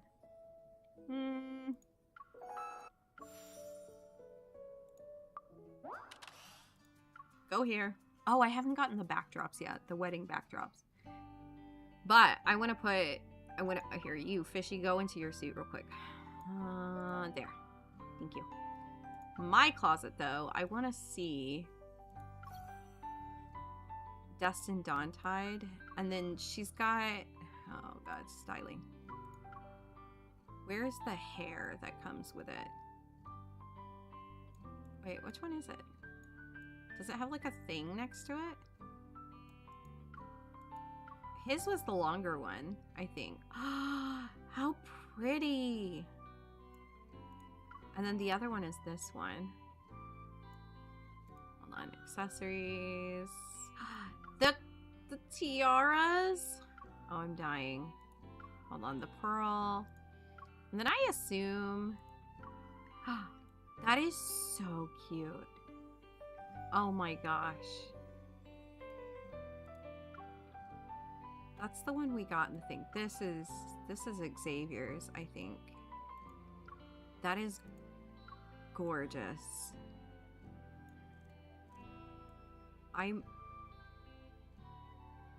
Oh my gosh, I love these so much. Hey, I'm gonna take pictures later, but like, that's so cute. All right, let me, because I have to switch accounts, so I'm gonna turn that off for a second.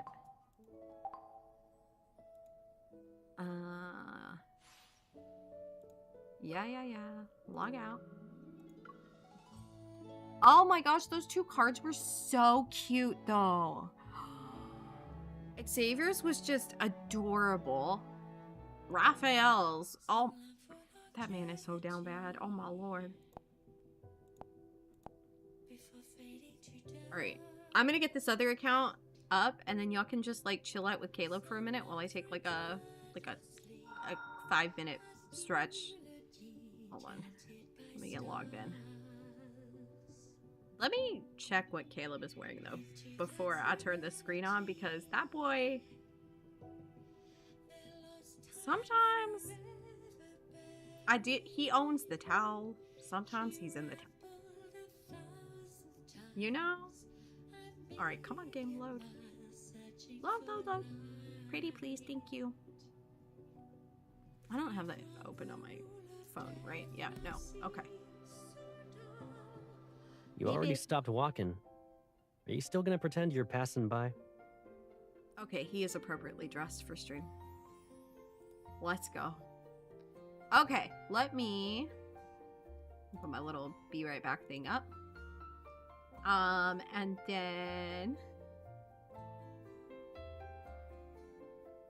Oh, hey, Omelet! You caught me right as I'm about to take a stretch break.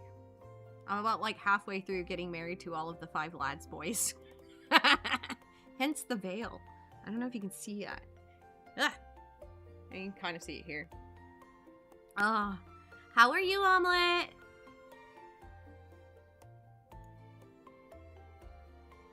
goodness. I just realized chat just shows pink hand waving, hand pink waving, not like on the screen. That's so funny. Okay, yeah. I'm gonna take my break real quick and then I will be right back. Let me mute my mic. Alright, BRB.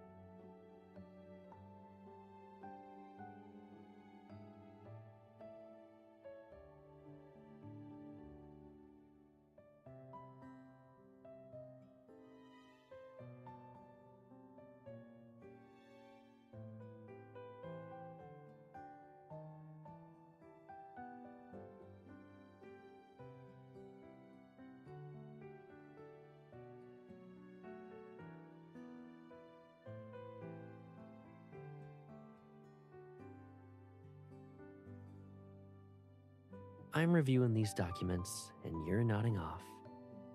I guess we're busy with our own important tasks.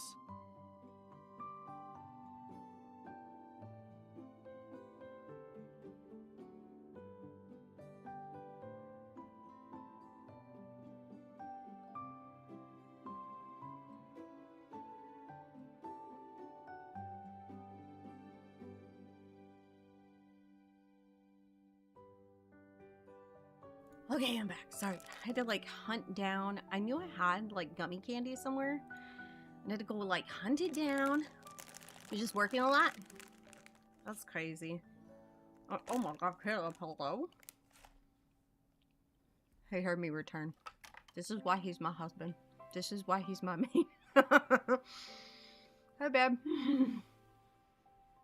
Okay. Don't be bad, but we have to go hang out with Zane for a little bit, okay? There we go. Oh, okay. He's so cute. Gummy hunters. They are like those lifesaver gummies. Incredibly addictive. But I needed something sweet before I like go through these last 3 cards. I'll be getting emotional with these wedding cards, bro. I'm so like... Alright, one more gummy and then we're going in. It's so pretty. Oh, Zion is still here. Your husband is about to... We're about to marry the hubby. Alright. Okay. Let's go. Sip of coffee. Oh my god, that's so pretty. Her hairpiece is adorable. Shut up.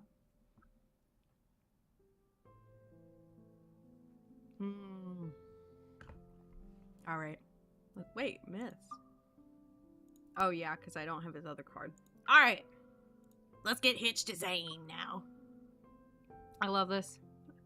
This man is also adorable. This is cute. Screenshot. The cartwheels crush the grass as I transport the last batch of supplies into our campsite. Outdoor camping mat, stove, folding chairs. Whew, that's everything. Zane, who's in charge of setting up the tent, looks up from the instruction manual. Thank you for your hard work, Chief of Logistics. My brain malfunction. Hold on. It's nothing. This can barely be considered a warm-up. Looking at the tent that is yet to be assembled, I walk over to Zane. So how's our Minister of Housing doing?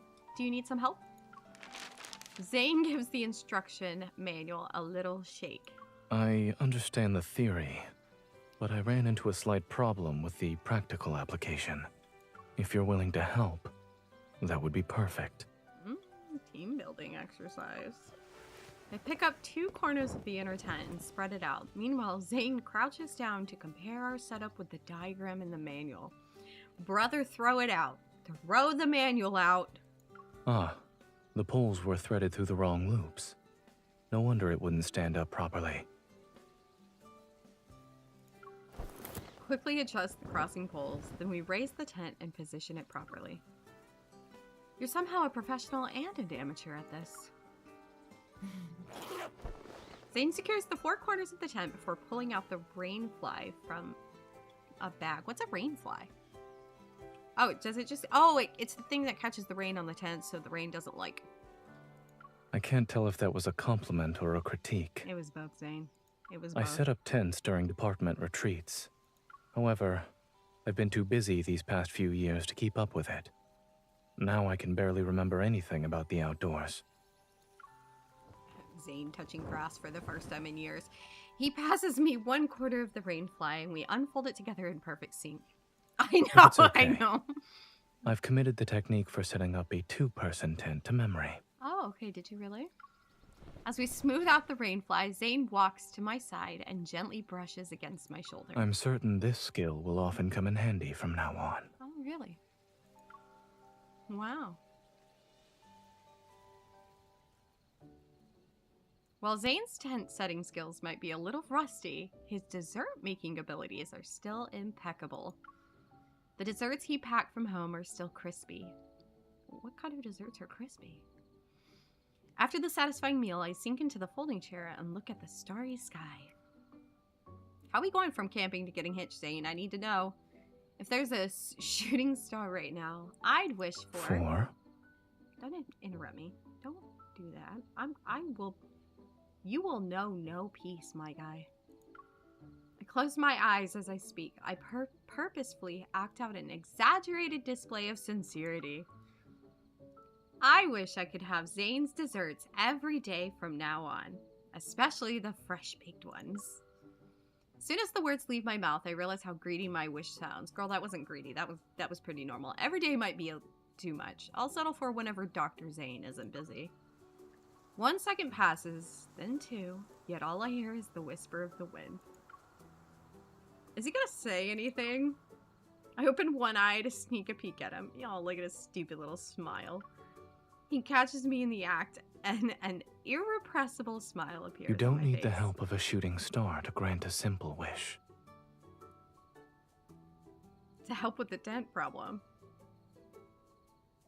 Oh! I see what you're saying. Oh, this man has no problems with that, trust me. I'll take its place and make it come true myself. Above us, the Milky Way shines like a crystal in the darkness. It's as if we've stepped into another world. It's so beautiful. Thankfully, I followed my doctor's advice. He always says that looking up at the sky is good for my neck and shoulders. Your doctor is correct, so you should definitely listen to him. We never talked about the conflict of interest of you being my doctor, but you know, whatever. Something warm brushes against my lips. I glance down. Zane is holding up a freshly grilled zucchini waiting for me to take a bite. Your doctor says you've been eating nothing but grilled meat and desserts all night. Meat! You should have some fiber, Sugar too. and meat! He's got a point. And with the way he's looking at me, there's no room for argument. I take a bite. But before I can even taste it, uneven grains of salt melt on my tongue, making me instinctively frown. Not good? Not good, no. Just bit my tongue. It's not salty at all. Try it yourself. Before I can carry out my plan to get Zane to fall for my trap, I suddenly sense a faint energy fluctuation. What's the matter? Oh, God. There's an energy fluctuation, but my watch doesn't detect anything unusual. Zane moves closer to me and places a reassuring hand on my back. We should check it out just to be safe. I'll accompany you. Okay.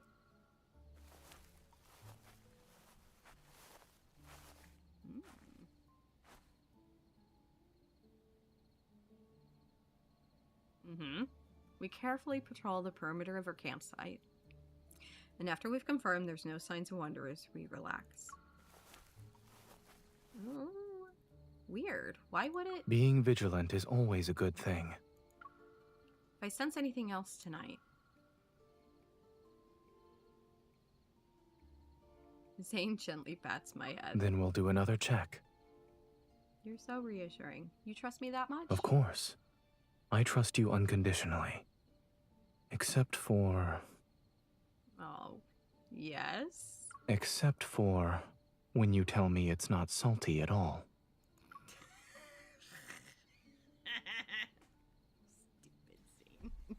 Stupid Zane. When I wake up, every muscle in my body feels grateful for the air mattress Zane picked out. I unzip the tent and leisurely start my morning stretch, but then I freeze. In the clearing near a campsite, an imposing tower had appeared out of nowhere. Zane? I just saw on the news that... This outfit is cute too, what the hell? Zane steps out of the tent and seemingly forgets what he's about to say upon seeing the sight before him. What about the news? Zane pulls his gaze from the tower, pausing thoughtfully for a moment before showing me a news article on his phone. Last night, the Deepspace tunnel experienced another intense disturbance. As a result, several new spatial anomalies have appeared in various locations. Welcome back! We getting hitched. We played Xavier already. It was at the beginning of the stream. But the VOD will be up. But yeah. We played Xavier, and we played Raph, and now we're on Zane, and then we'll do Silas and Caleb. But hi, how are you? That gif is so cute. The little emo is adorable. After reviewing the nighttime surveillance footage, it's been confirmed that these spaces You married exhibit Xavier and no Zane? abnormal energy Oh, let's readings. go. Congrats. Citizens are free to enter and exit. Okay, so anomalies, kind of like the other ones. They're not harmful. Let's go. Your fluctuation sensing skills are spot on. They are, yeah. It's almost like I'm an incredibly powerful being that just hasn't unleashed her full potential. But this is the first time a spatial anomaly appeared right in front of me. Divorce Zane, though, because he pissed you off. What did he do? What did Zane do? Oh, man. No, he was the last one. I had to hit the crate for him. He would not. Oh, my God, no, it was crazy. Okay, so I was pulling for Caleb on the main account, right? As you do. But then Silas came home, right? Silas comes home. And I was like, okay, you know what? I'm not mad about it. So I pull for Caleb. I get Caleb. I go to the second account to get Raphael. I get Xavier first. Then I go get a Raphael. And then I'm like, the only one I don't have is Zane at this point. So I go back to my main account. Because I'm like, okay, we're going to put Zane on my main account. Because I have the Catch-22 card there. I was like, that makes sense. And I go to pull again. Caleb shows up again. So I R1 Caleb's card. And I'm like, you know, I'm not upset about this. I didn't need it, but like, I'm not upset about it. And then I'm like, okay, for sure. Now Zane, right? Except I'm stupid and I didn't set my stupid pity wish, but I was really close to the crate anyway. So I go pull again, 10 pulls away from the crate. Caleb, Bloomfall, Colonel Caleb shows up again. I was like, okay, this man is just now, he is not having it. He will not let Zane, he's barring Zane from getting hitched. I had to pull him on the crate. It was painful. I'm broke now. I'm diamond broke. I'm ticket wish broke. Yeah, blew through Xavier funds for Zane. Yeah, I'm girl, I had like 500 diamonds left. That was it. That was it. Oh, it was Forcier and then it took you to Hard Pity. God, that's so painful. It sucked. My second account got lucky-ish, like with Xavier and Raphael, but like my main account, yeah, I hit that 200 wishes. Oh, I cry for you. I cry. We are in pain. You know, may our future be better. Hopefully. You know, especially if they do like something similar to Nightly Rendezvous where we're all gonna go absolutely feral. Yeah, all the new stuff has actually helped incredibly. I was grinding some of that the new trials and the new not Abyssal Kayla, the flower one. The unicorns operations. Yeah. Oh, right. Okay. Yeah. They're so much fun, honestly. When we make eye contact, Zane understands what I'm thinking. Do you want to check it out? Tower. Yeah, I want to go look at the tower that showed up in the middle of the field. Of course I do. Yeah, those have been the diamond sources. I have that, and then I have RM Pass. And honestly, between those and all the free stuff from the different events, I think we'll be okay by the next multi, hopefully. It's so pretty. Oh, wait, this is the library, isn't it? It's the thing. A lot of time passes before we find the tall tower's entrance, and then we're greeted by a long flight of stairs once we're inside. It's like they're waiting for us. Yeah, you just renewed RM Pass. I didn't need to renew it, but with Eluzio going on, I was like, you know what? Let me get Caleb that towel. I'm gonna get him the towel. I am a weak woman. Okay? I needed only a couple of more purples for it, and I was like, yeah, alright. Hey, is this the thing? Because I didn't play, Zane's cards don't like to come home for me. I haven't even played his main myth yet. It sucks. I've watched some of it on YouTube, but, is this where he's frozen? In the myth? I don't know which myth it is, if it's his, like, default myth, or the other one. Yeah, in Forcier. Okay, that is where he's frozen. Okay, that's what I thought. Zane and I breathe a sigh of relief when we finally enter the spacious, level Great Hall. You're saving for Xavier's Galaxy Traveler outfit. Oh, that one's so cute. I feel like I did half my daily workout quota by climbing those stairs. It certainly is exhausting. He says, like, he hasn't in some past life been here before. Okay. Building a long staircase. Has the tower's owner never left this place? Or maybe he was thinking. I clear my throat and deliberately lower my voice. I shall build this tower to be far above the station of mortals. I see. So this is your definition of being above your station. Oh my god, don't look at me like that.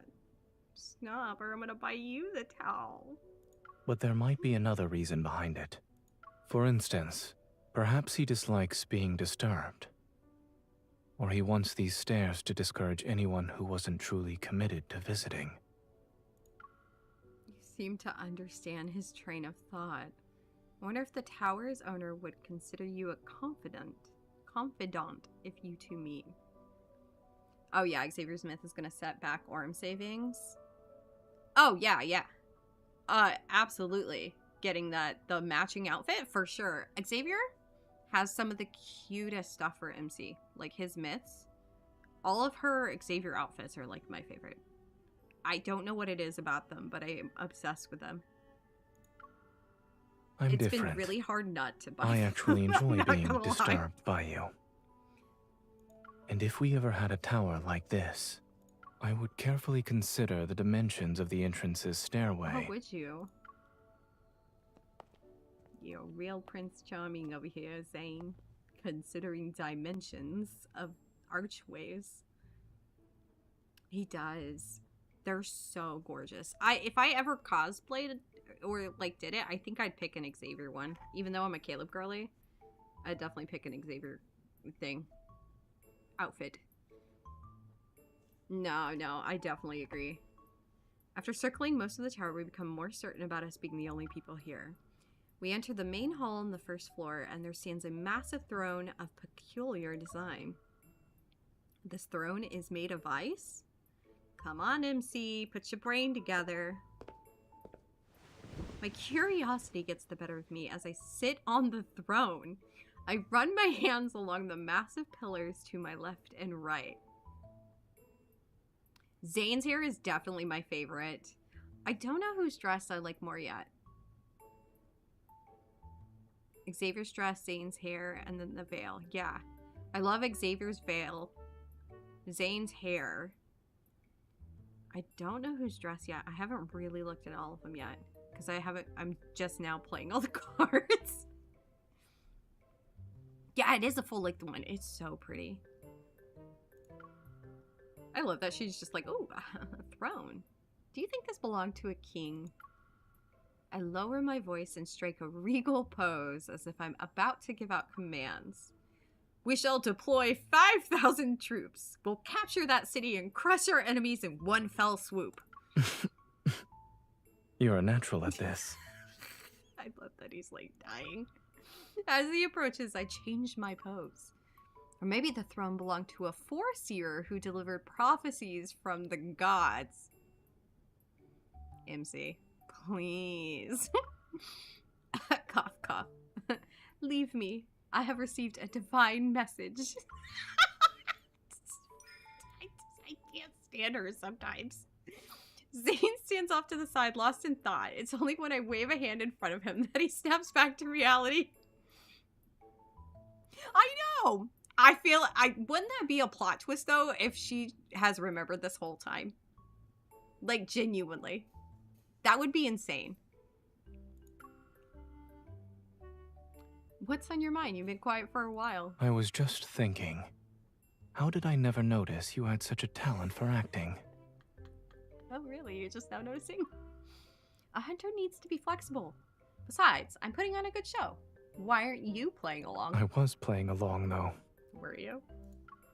Zane points to where he had been standing during my royal performance. Over there, I was playing the role of a royal messenger who didn't dare to speak too much in the royal court. My guy. And now, I'm a silent yet devoted messenger to a Foreseer. I may not have any lines, but I've played my part. Zane's deadpan attempt to explain himself is so amusing that I've decided that I've had enough fun. I stand up and move closer to him. Then may I ask this messenger a question? Would he like to help this Foreseer move her living quarters? Are they gonna, instead of camping, are they gonna stay in the tower? That's so cute. Move, Zane, I have to screenshot the bedroom. We spend half the afternoon moving our camping stuff into the tower's bed chamber. I love that MC is just like, this tower showed up out of nowhere. I'm definitely sleeping in it. My gaze is drawn to an unassuming door covered in ice and snowflake-like patterns whenever we pass it. She is so real for that, though. I'm not gonna lie. As we pass the door once again, Zane and I stop in our tracks at the same time. Since we're curious, let's go in and take a look. Okay. It's so pretty. Screenshot. Behind the door, that's no bigger than a person, is an unexpectedly vast space. It really is gorgeous. Shiny flower buds are scattered on the floor. Meanwhile, bookshelves loom over us. I can't even see the top of them. Is this a library? Why are there flowers growing in a library? Did she really need to ask if this was a library? MC, please. I lean down to get a closer look at the buds. Jasmines. These are different from the ones I've seen before. When I touch a tightly closed bud, I unexpectedly feel a chill. They're made of ice. They're made of ice. Cute. Zane bends down to gently stroke the ice jasmine, his movement so familiar, as if greeting an old friend. Man, Infold in these cards really be on the nose. Like, they have, with Xavier and Raphael's too, they were just like, here, I'm shaking this very obvious sign right in front of you. As expected, not a single flower has bloomed. The crystalline buds refract brilliant light, yet they remain tightly closed. They appear lifeless. I walk to the bookshelves as sunlight streams down from the skylight. It illuminates the dust particles in the air. Where's the ladder? The shelves are so tall. Are we supposed to fly to reach the top? Yeah, kinda. I hear the sound of ice forming behind me and turn to look. An ice crystal traces an elegant arch through the air. Did you use your evil? No.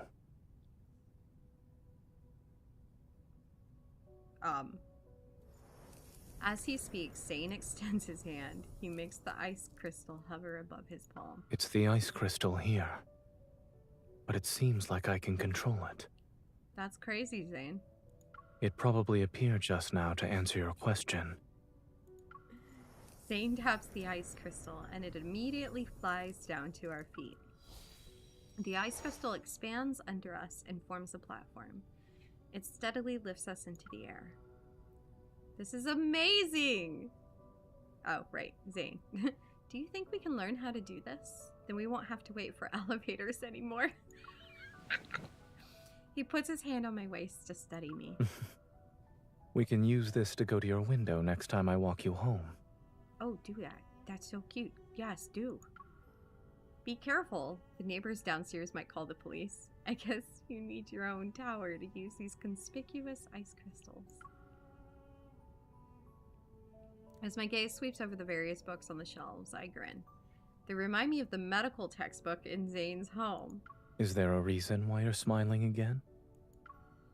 I was just thinking that if you had a tower this large, part of it would be a library. Yeah. Probably. Yeah.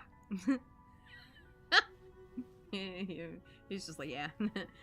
His fingers trail along the bookshelves. With a library this big, we could put research materials here, case files, reference books over there. As for this spot, I excitedly start imagining what the future library could look like, and he just listens quietly, because he's a sweetheart. When I turn to ask for his thoughts, our eyes meet, and his somber expression softens. How about we put your books here? If there's room, I'd also love to add some feel-good stories with happy endings. Oh, baby. If we do that, you'll be in the library for an entire day. And you'd make me stay inside with you. I tease him while I pull out a few random books from the shelf. The text is incomprehensible, but the illustrations are easy to understand. There's so many pictures of jasmines. Whoever owns this place must really like them. Zane seems to eagerly take the book from my hands, though I'm not sure if it's the illustrations or the strange writing that caught his attention. I stand quietly to the side, taking in the entire library from above. My gaze sweeps over the dome and stained glass windows, but in the end, it's the unopened iced jasmine on the floor that draws me in uncontrollably. Oh, girl. It's a shame they haven't bloomed yet. The view up here would be beautiful. You know, she's right for that. It's possible they don't bloom at this time. Or the conditions aren't right. Do we have to smooch for it to happen? Because we can definitely do that. My stomach lets out a low growl, yet it echoes in the empty library. You know that was loud, too. The pages close, and the playful smile reappears on the face of the person behind the book. Don't you even dare. Regardless of when these jasmines bloom, at the very least we can say it's dinner time. It is. It is. I'm starving, yeah. What are we eating for dinner? Salty zucchini again? On our third day of camping, we followed our original plan and spent the whole day hiking in the mountains. The weather suddenly changed on our way back. When we returned to the tower, we're completely soaked. That was weird. We are completely soaked. I was wondering, well, like, what? Eh. Thankfully, the tower's fireplace is still working. We put in the wood we've collected and finally get a fire going. Do you feel a little warmer? Come here and I will be. Zane adds 2 more branches to the fireplace. I feel much better now that I took off those wet clothes. Come here. You should eat something. Yeah. I bring 2 bowls of instant noodles to the fireplace. After looking around, I decide to use one of the stone stools as our table. The spot is perfect. We have a table, and we're close to the fire. The only downside is having to sit on the floor. It's fine. You can It sit adds on to the his camping lap, atmosphere. you know? We sit down on the floor beside the stool. I start to eat, and the hot broth warms my stomach. Contentment washes over me. Sitting on the floor might not be elegant. Elegant? I cannot speak anymore. Help. But there's something wonderfully nice about this. It's like we've gone back to a more ancient time. Okay, you know what, girl? Indeed. I suddenly have the urge to go hunting after our meal. Okay, Zane. Devouring some noodles, I pat the stone stool and lean back against it. Who knew having a low table would actually make things more comfortable? If you like it, I wouldn't mind getting a low dining table for our home. Yes, do that. Because honestly, as a floor person, sometimes floor is best. Actually, most of the time. I'm way more comfortable. No thanks. I'd rather not have hunting become the after-dinner activity when I come over to your house. After staying here for 2 days, do you feel like this place can be called home? Now she's talking about moving into the tower? MC. Yes. And since we're on vacation, it's even more relaxing than being at home. I shift back against the stone stool and stretch out my legs. I've been thinking about something for the past few days. What if we just kept living in this spatial anomaly? MC? I suppose you've already concocted a plan. Oh, yeah, she has. I wouldn't say that, but I do have some ideas for renovations. The empty space in the back would be perfect for a garden with flowers and vegetables, and the curtains in the bedchamber can be changed. If you want better sleep quality, using blackout curtains would be ideal. Yeah. The library should stay as is, but we definitely need a kitchen. Oh. Let's design an open plan one. Then you can have freshly baked desserts right away. Yes. You know the way to my heart is my stomach. That's a good idea. I approve. Yeah, The firelight is reflected in Zane's eyes. As for the Great Hall, we should have some large plush rugs. They can also cover the stairs. We can put 2 recliners on those rugs. Then we won't have to sit on the floor anymore. In the dancing firelight, we keep imagining different ways to decorate this tower. It's as if our plans could become reality at any moment. Why hasn't the owner decorated this place, though? Maybe only one person lives here. Maybe Zane.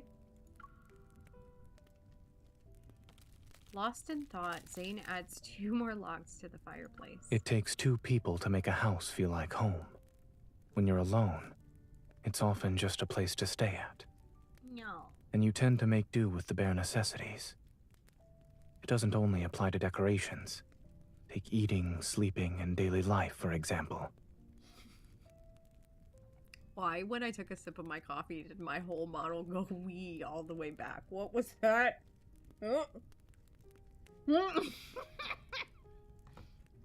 Oh my god, help. Have you lived like that before? He turns to look at me and a shadow briefly appears in his gaze. Yes. In Skyhaven, in Lincoln City, throughout university, when I just started working at Oxo Hospital. How did you live back then? I would volunteer to clean the lab after class. I also spent time sitting idly in the office after my shift. I occasionally bought groceries while walking around, but I'd usually only remember to eat them right before they spoiled.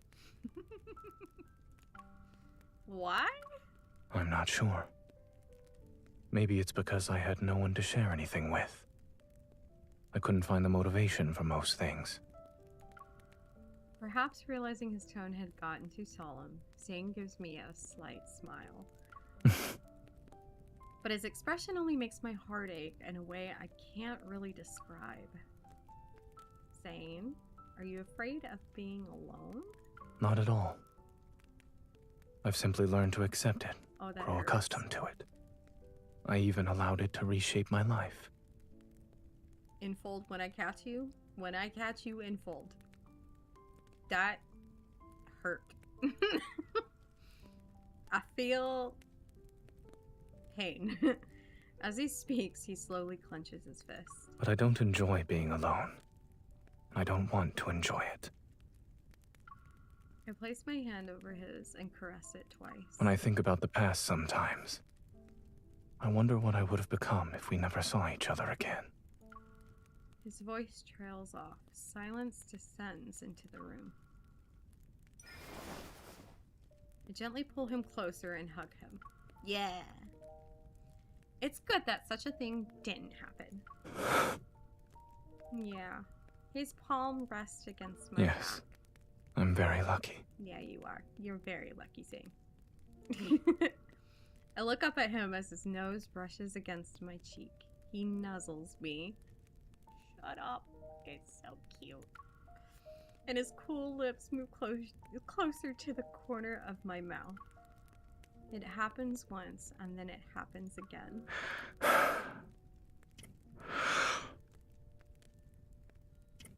Bye, Oblet! I will enjoy my weddings. It's wonderful that you're by my side. Shut up! Shut up! Shut the hell up! Shut up! You stupid, beautiful man. I swear. You are so cute! Aww. These makeout sounds are entirely too loud sometimes, but like, it's very cute! Oh, what is happening? In the middle of the night, I'm jolted awake by a familiar surge of energy. I know the sound mixing is wild sometimes. I plan to get up while not waking Zane so I can investigate, but a warm hand grabs me as soon as I sit up. Yeah, the breathing and the kissing need to be turned down, like 10 decibels. Like, it needs to even out. Those are so loud. Especially when you're wearing headphones and you got it like kind of turned up. Good God, I feel it in my brain. What's wrong? Is there another energy fluctuation? Yeah, it's somewhere in the tower. I'll go with you. Okay. Yeah, especially with Zane, because he does talk quietly sometimes. He's got one of those really calm voices. And then, yeah, all of a sudden he's just like... I'm like, ah! Heading to the source of the energy fluctuations, we arrive at the entrance of the library. The door is slightly ajar and a faint light seeps through the gaps. My watch hasn't gone off. Maybe it's like what happened before with the spatial anomaly. I place my hand on the door and Zane's hand is soon next to mine. Let's see what happens. Okay. Door opening scene. As the library door opens, we discover all the ice jasmines have blossomed. Reminiscent of a sea of flowers, their petals sway. Shut up. Shut up. I knew it was going to happen, but it's still cute. The jasmines bloomed? It happened overnight. Is it related to the energy fluctuations? Regardless of the reason, we won't be left with any regrets about our trip. I don't think we were going to have any anyways, eh? The rain outside has stopped before we realized it. Pure and brilliant, moonlight streams through the skylight. Under the moonlight, Zane's features are softened to the point where they exude a rare gentleness. He smiles and holds out his hand to me. Finding this tower is a miracle in itself. It'd be a shame to let the moonlight and flowers go to waste. No, oh my god, I'm gonna get teary-eyed again. This is the third time. I take his hand and together we step into the sea of jasmines. Here we go, y'all. Get ready for me to cry for a third time today. Resonant energy hums between our joined palms. Suddenly, countless shimmering particles of light swirl around us. Once they disperse, Zane and I see our clothes have been transformed. Does a flower fairy live here? Like one who says hello by magically changing people's clothes? I look down at my ethereal gown. I can't help but do a little spin. Ow. If there truly is a flower fairy, I believe I'm already standing before her. Shut up or I'm gonna kiss you! In that case, as a flower fairy, I'd like to say you're the reason why these flowers bloomed. Zane pauses. Me?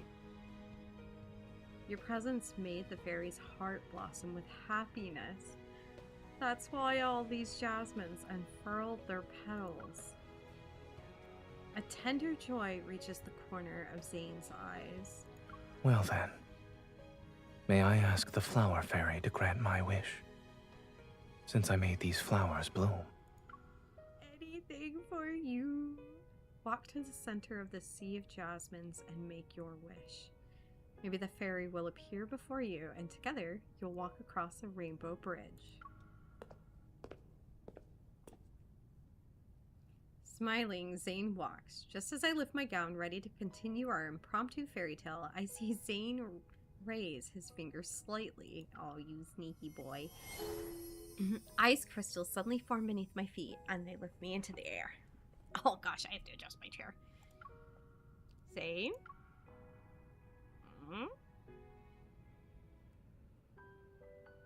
A rainbow bridge might be beyond me, but I can offer steps under the moonlight. Is that good enough for Miss Fairy? Shut up. Shut up! Oh my god! Not bad. Now then, sir, what is your wish? The avarice of my wish is unyielding. Trading all the beauty in this world to make a reality wouldn't be enough. Yet what I have now...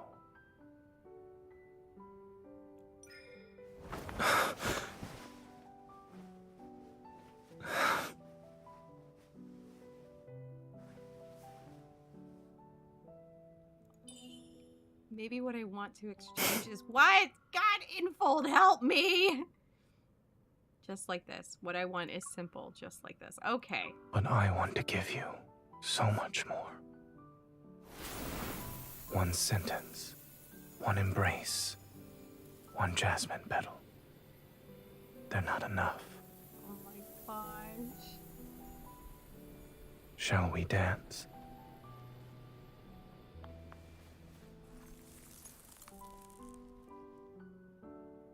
I can't. Oh my. Ow. Zane. This is. I'm dying right now. Meeting you is the luckiest thing that has ever happened to me. I might actually really Like these for real cry. jasmines. Shut up. After a never-ending winter, I met the one who brought spring into my life. Oh my god. This space may not last forever. However, I promise to give you more beautiful memories. Every day, starting from this moment.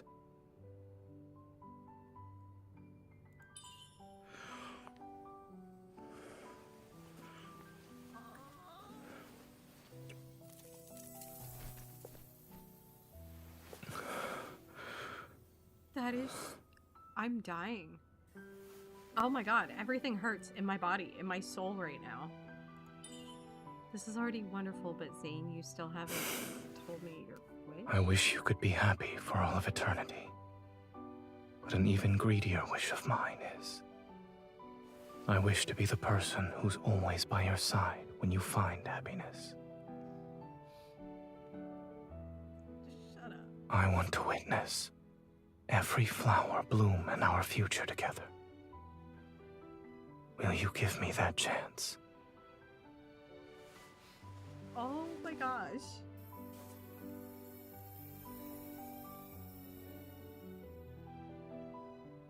Oh, right. No! God! Here. Ah.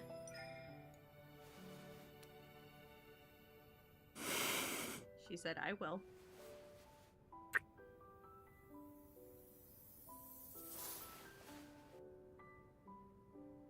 Then, let us make a vow in a sea of jasmines. We'll always see the flowers bloom together. No! I'm in pain.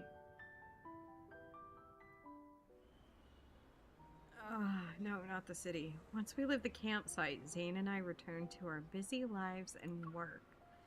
The weekend finally arrives and Zane made arrangements for us to meet up. He said he'll fulfill the promise he made a while back. Are you almost here? I'll come to meet you and pick up some seasonings along the way. Almost. Give me 5 minutes. My gaze is drawn to a row of jasmines in full bloom outside the florist. Those blossoming memories are still fresh in my mind. Yeah, it was like 2 minutes ago. Actually, I'll meet you in 10 minutes. What? Oh my god, it's cute. Is this his place? It's ready. Would you like some tea to go with it? This outfit is so cute. What? You can tell I haven't been pulling for any of his cards except for the occasional odd one because I don't think I've ever seen this outfit. I watched Zane concentrate on the oven. A slight twinge of guilt materializes. I was worried my wish wouldn't come true before, but now I'm more concerned about you giving up your weekend just to make it happen. You could be resting instead. Nothing would make me happier than seeing you enjoy yourself. I smile at him and point toward the low table in the living room. I put the jasmines there. Oh, I put the jasmines there. I don't know how she's saying this right now. They're like sunlight, so don't move. They like sunlight, so don't move them somewhere else. You're more worried about the jasmines. You weren't this concerned about me earlier. Zane, didn't we almost kill a plant that I put in your office?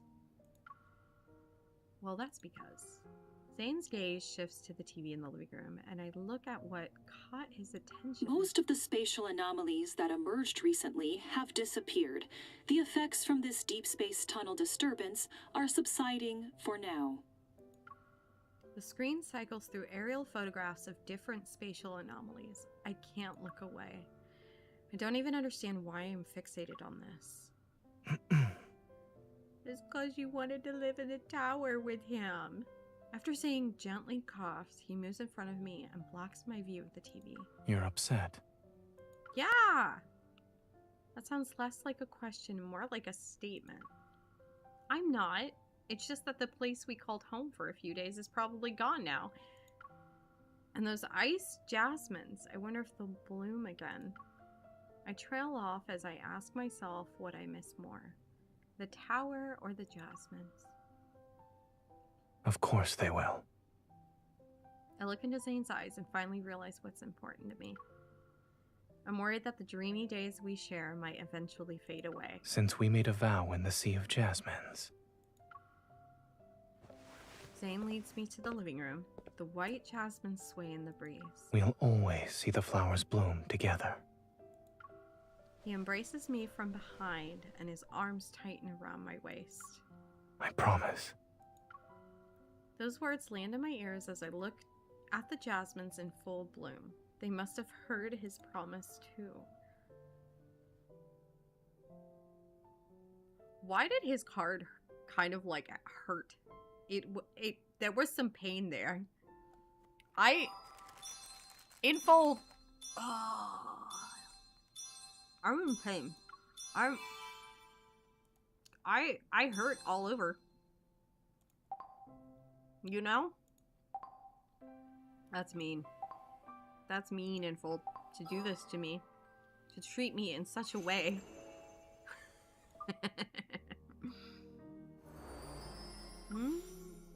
Where's your thing? I want your dress. Gimme, gimme, gimme. God, she's so pretty. Claim.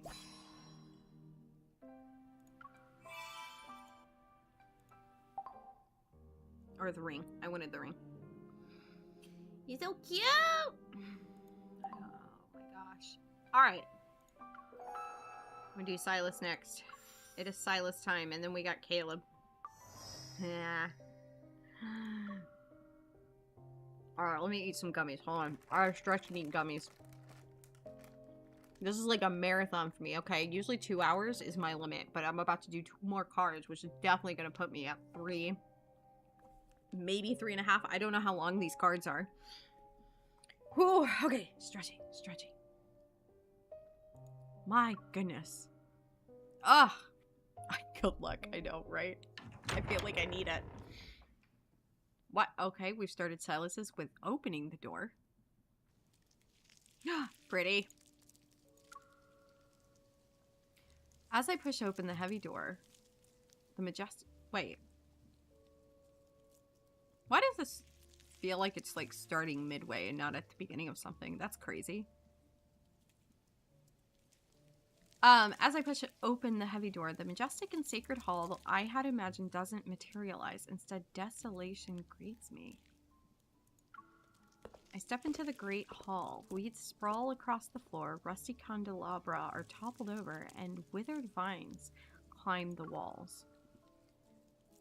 The patterns on these walls are identical to the spatial anomalies reported in the news. I didn't expect to find one in the N109 zone. Girl, they everywhere.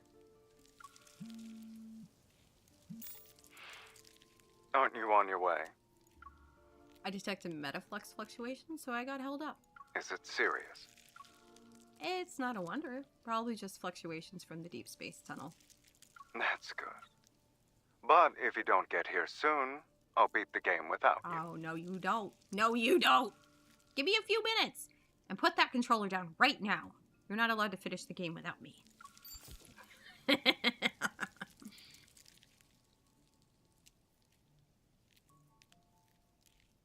This spatial anomaly looks like an abandoned church, so there's not a lot to investigate.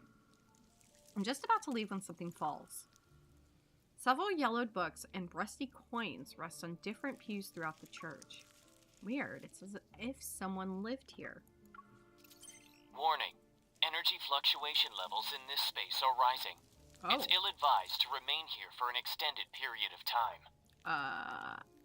I should wait until the fluctuation levels stabilize. Then I can do another investigation. Yeah, girl, that sounds like a smart idea. Like, what? Yeah. The infamous leader of Anakinus who strikes fear into people wherever he goes is playing video games with me. But the real reason for my visit is so I can invite Silas to attend my seniors engagement party with me. There will be a lot of people though. Will the association or his rivals recognize him if he's my +1? That's weird, sweetie. You lost again. Oh, nah, rematch. Rematch. Or you're rigging the system. Don't even try me. Luckily for us, we're just playing games today. If these were real wanderers, they probably wouldn't share my interest in drawing cats. I want to fight this man. I don't just want to hit him. I want to fight him. Just full out fight him. I love him. Silas puts down the controller, picks up a marker, and leans in to add another stroke to my cheek.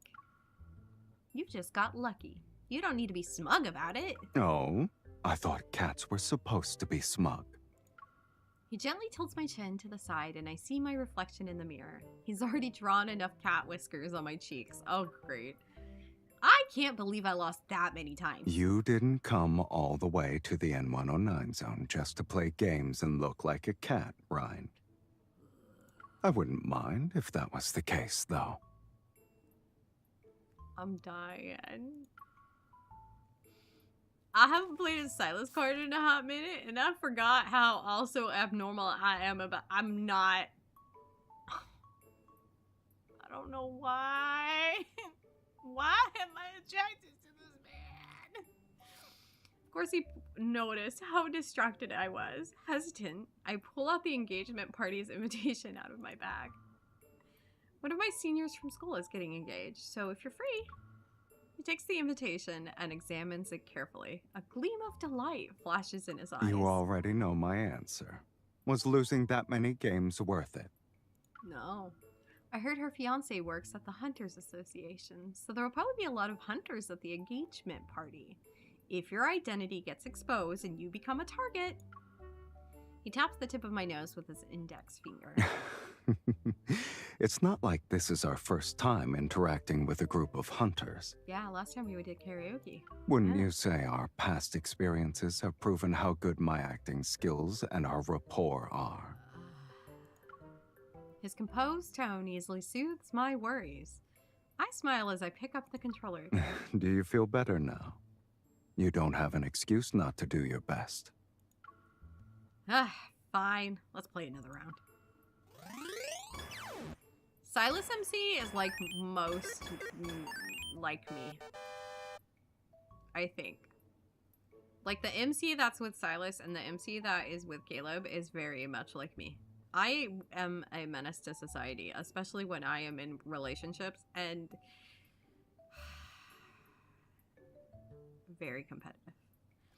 Who said I wasn't doing my best? I was letting you in earlier. You let me win that many times. You're too kind. I'm gonna fight you. Shouldn't you return the favor? I beckon him to move closer with a come hither gesture.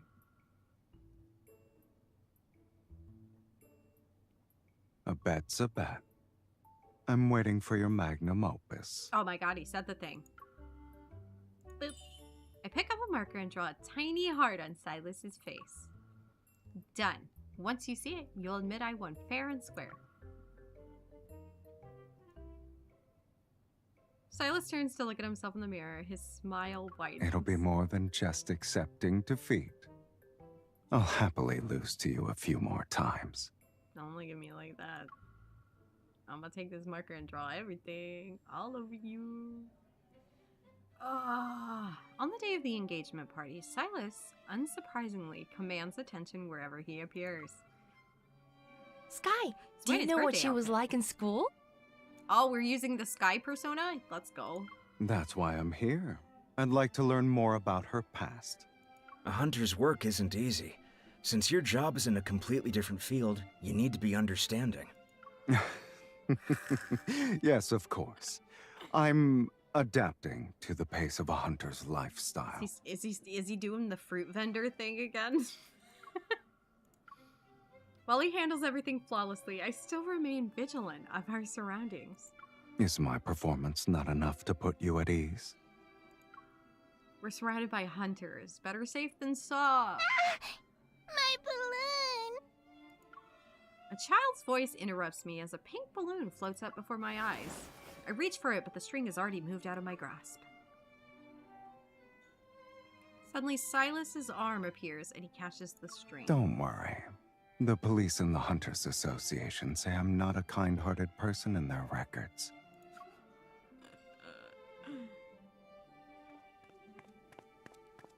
His eyes crinkle as he forces himself to smile. He crouches down to give the balloon to the little girl running toward him. Hi there. Is this your balloon?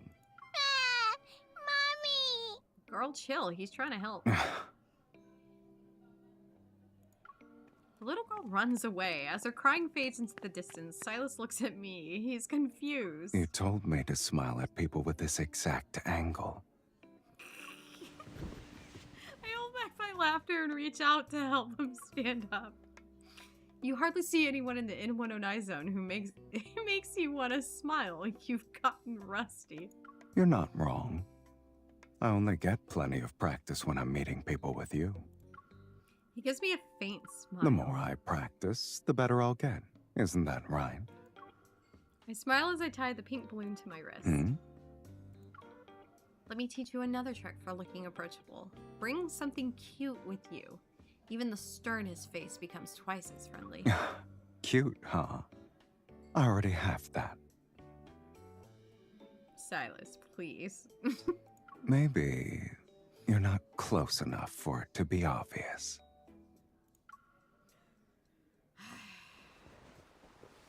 He suddenly pulls me close with his arm around my shoulders. He looks at me. I should look friendlier now that I have you and the balloon, right? Right.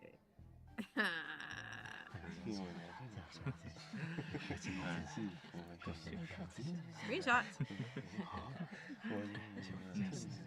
What is this whispering? Help? As night falls, the party moves indoors. The lawn is empty and the light's glow is misty as it diffuses into the night sky. I sit with Silas on the steps outside. The pink balloon on his wrist is like a tiny exclamation mark in the tranquil night. You know how, like, some people, when they want to let their turtles roam freely, they, like, tie a balloon so you can always find your turtle? That's kind of what I'm picturing right now, except Silas with a pink balloon. Too bad we couldn't find that little girl. I wanted to return her balloon. I poked the balloon's smooth surface. Let's just consider it a gift from her. Okay. Someone's shameless. Boop. My fingertips move from the balloon to Silas's face. You're in a good mood today. It's probably because you got a lot of chances to practice your smile. Should I show you the results? Haven't you been doing that this whole time? My finger slides to his lips and gently touches him. Boop. I'll give you 99 points. His warm lips are pressed against the pad of my fingers. I guess I made significant progress. This is the highest score I've ever received. You didn't really smile before. Well, you said it yourself. Very few people in the N109 zone can make me smile. No. And what happened earlier? Silas pauses slightly. He lowers his gaze to look at me. Why are you asking? It's probably because of the party game. When my senior and her boyfriend were asked about each other's past, they both answered quickly. Oh my goodness. I hook my finger around the balloon string and pull it. The pink balloon partially hides my face. Girl, are you being bashful right now? Are you interested in playing a game like that?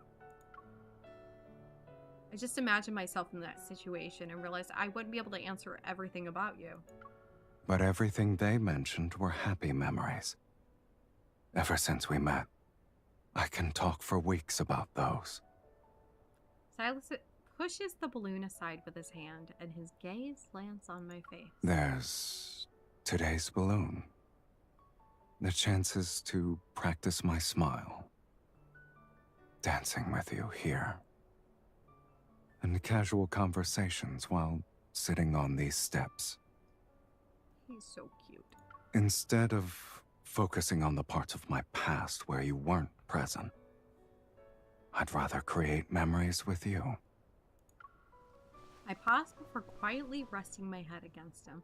Have a good night, or a good nap. Yeah, have a good night, Rika. See you later. Thanks for coming by. We look at the grass, bathed in moonlight. Oh.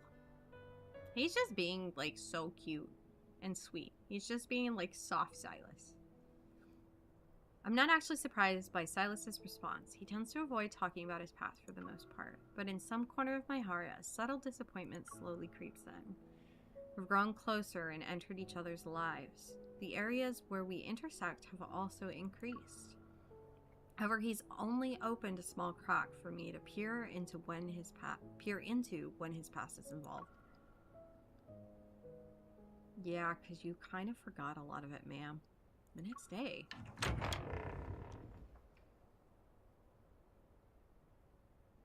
Bye. Oh, we're back here. What is Energy that sound? fluctuation levels in this space are currently stable.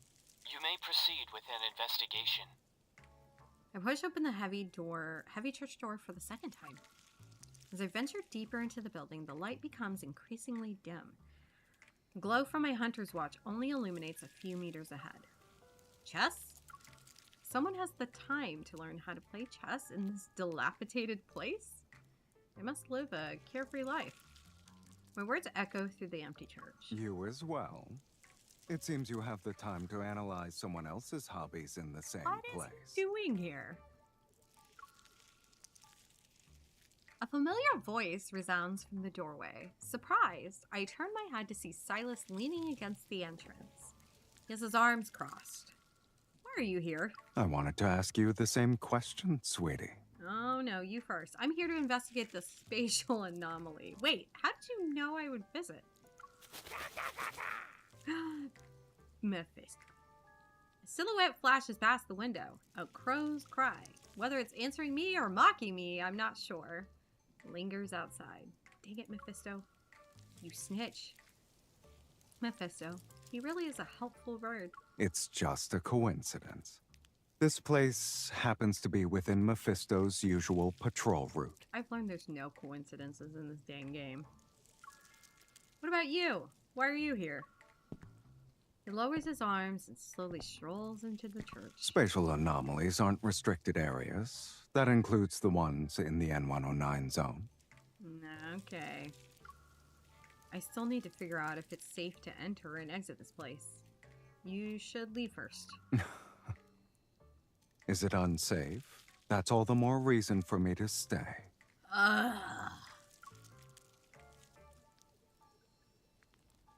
He walks up to me. Candlelight suddenly flickers to life in front of his hand.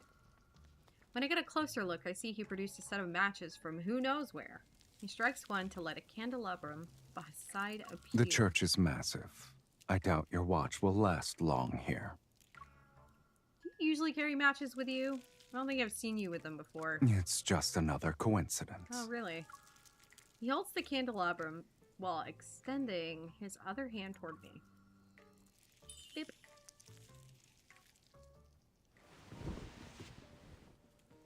I feel like there's too many coincidences today. Yeah. Wouldn't the biggest one be you discovering this place? Okay, what do you mean by that? And since coincidences brought us here, maybe it was fate that you needed someone to help you find your way. For some reason, my heart feels lighter because of the unexpected encounter. Silas uses the lit candle in the candelabrum he's holding to light the other candles throughout the Great Hall. The darkness is gradually conquered one flame at a time. Oh my goodness. Bandages and gauze are scattered along the aisle. It's as if someone tried to use them but eventually tossed them aside in frustration. You want to tell me something? With all these medical supplies, do you think this place was used as a safe house? It's a good choice. Most people wouldn't be interested in entering a rundown church like this. Very safe. Silas is terrible at tending to his wounds. He always makes a mess of the bandages. Is this another coincidence? That's true. He's so bad at it. Why is he so bad at it? Turn my head and look at him thoughtfully. Yes? It's nothing. I just feel like you understand the person who stayed here. People in need of safe houses think along the same lines. Why are you hesitating? His explanation is flawless, but it's not enough to dispel my suspicions. I pull Silas over to the windowsill where a yellowed old book lies. Are you interested in this place, or in the person who used it? Why are you asking?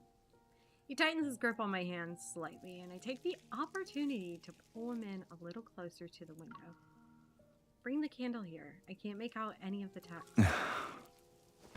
Under the flickering candlelight, I brush away the dust from the book. It's a worn atlas that meticulously documents the geographical layout of a technology center. According to the various records, the N109 zone was a thriving tech hub 14 years ago. And then, something that could be called evidence appears. Silas, look at the handwriting. Doesn't it look familiar to you? I show him the page with bold, untamed handwriting. Aren't hunters supposed to investigate spatial anomalies? When did you become a detective? If you don't want to admit it, I won't force you. But you can't interfere with what I've discovered on my own. All right, Miss Sharp-Eyed Hunter, who's also a detective. What else have you deduced from these simple clues? The spatial anomaly didn't appear because of the recent deep space tunnel fluctuations. What? It's highly likely that it existed for at least 10 years. It's been here? It's true that deep space tunnel fluctuations have occurred more than once. The flickering candlelight is reflected in his eyes. It's like a faint glow dancing among shadows. At the far end of the church stands a weathered pipe organ. I see several objects scattered across its keyboard. Oh, I have the hiccups. Oh, no. They're polished crystals of various colors, and now they're dull. Your fondness for shiny things hasn't changed a bit. I mutter quietly to myself, but it still reaches his ears. He sets the candelabrum aside and picks up a dust-covered crystal. He weighs it in his hand. They're just ordinary crystals. Kids in the N109 zone used to pretend they were gems to impress people. People actually fell for that? Maybe someone wanted to brighten up this dreary place. No. I pause. Then I take the crystal from his hand to examine the marks of repeated polishing. Under what circumstances would a person want to decorate a safe house? I guess it'd be when someone starts treating a safe house as a home. He looks at me, and that gaze, which felt impossible to read, now seems to be comprehensible. You'd be a good detective. That's right, I would. I suddenly step on something hard. I look down and discover several rusty bullet casings. Oh my lord. Each one is marked with dark brown stains. Is that blood? I bend down to pick one up, but Silas quickly reaches out to stop me. Don't look at those. Why? He has me sit down, then he places a finger on one of the organ's keys. The pipe organ that's been neglected for years produces a deep, muffled noise. Did the bullets that were extracted from flesh and still wet with blood make the same hollow sound when they fell to the floor? Why did you choose this place as your safe house? Yeah, why? It was the first area I saw after coming here. Back then, this place wasn't called the N109 zone. And before I gained a footing here, this was my first safe. Oh, I did not mean to cut him off. He turned to look at me and a faint smile appears on his face. Or, you could say this was my first home. For reasons I can't explain, my heart feels a sudden twinge of pain. Warning. Energy fluctuation levels in this space are rising. It's yeah, ill-advised right. to remain here for an extended period of time. I'm recalling information now. Why are the fluctuation levels rising again? Didn't you see the news, sweetie? The current deep space tunnel fluctuations are entering their final phase. The spatial anomalies they created are disappearing one after another. Ready to leave, he pulls me to my feet, but I stay where I am. Why aren't you moving? A good hunter knows when to quit while they're ahead. Will this place disappear too? Hasn't it existed for a while? Every intense fluctuation from the deep space tunnel creates new spatial anomalies while obliterating others. This place probably won't last for much longer. Oh. Aren't you sad to see it go? After all this place is... I haven't been here in a long time. Oh, buddy. He is a sentimental man, though, and I know that probably still hurts. He ruffles my hair. If you hadn't found it, I probably wouldn't even remember what happened here. Liar.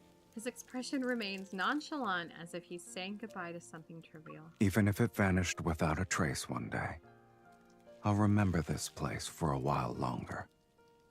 All because you visited it. Candle in the nearby candelabrum is burned out. Its bluish-gray smoke slowly fades away. I look around this weed-covered place, and an idea forms in my mind. Will Silas's memory of his first home always be in this desolate state?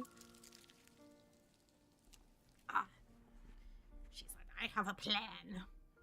There's a theory about the human brain. It's good at remembering results while forgetting the processes.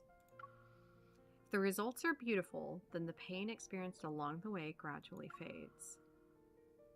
If Silas could see what the church originally looked like, will the memory of his first time home be preserved in a less gloomy image? Aw, you're so sweet, MC. I plan to secretly decorate the central area of the church to give Silas a surprise. One day later.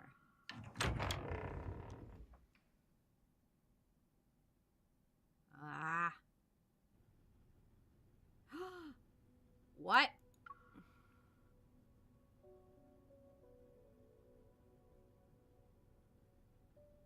I push open the door for the third time. Amazed, I stare at the church. It's been completely restored and everything is more majestic than I imagined. Yeah, jeez.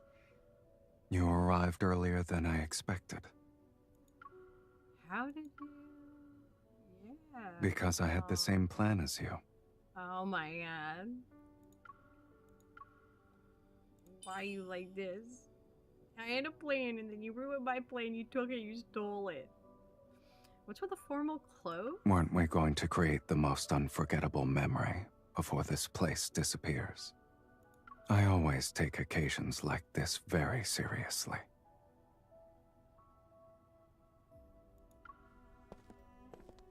He leads me to a pew where a large gift box sits. Once it's open, it reveals an exquisite formal dress inside. I also have to dress up? Did you think you'd be a spectator in the memory we're creating? I love that he picked this dress out for her. Warning. That's so Abnormal sweet. fluctuations detected in this area. Its dissipation is imminent. Your association system is very efficient. Before this place disappears, should we do something you've never done before? It sounds like you already have something in mind. Yeah, I do. I do. I scan the room, then I point at the withered vines that are strikingly out of place. Have you ever seen them bloom? No. Come here, babes. We gonna make these flowers bloom for you. I pull Silas over to the pillar and place his hand on one of the vines. Did you plan this? Sights we've never seen before are the most unforgettable, right? Silas smiles as energy flows from his palm. I place my hand over his and resonate with him.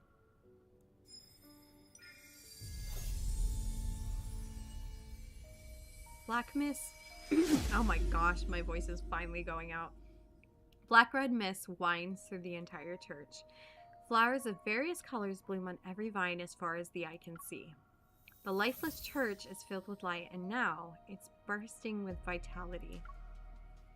The expression on Silas's face slightly softens at the sight of this transformation. Why did you want to create a new memory for me here?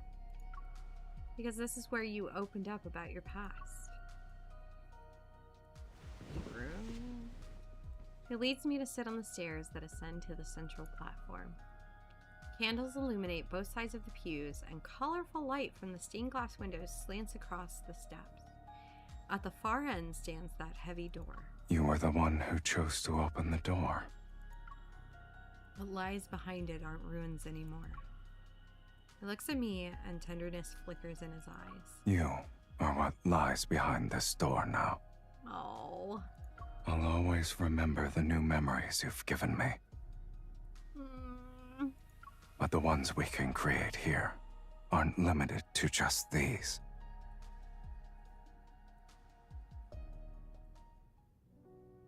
Ah, yes, meme format.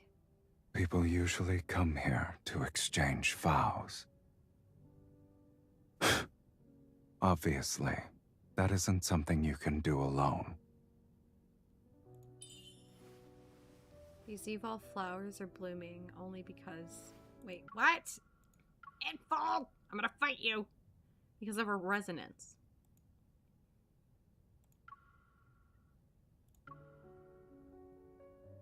Aw, hold his hand. Hold it. I just realized I have, like, my apple. Oh my god.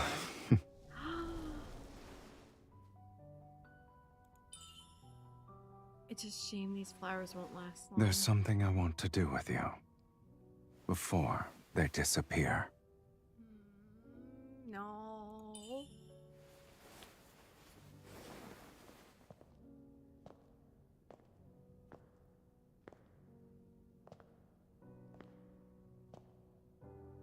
Silas, will you be sad when everything that happened here vanishes? It just means everything that happened here will become a secret between us.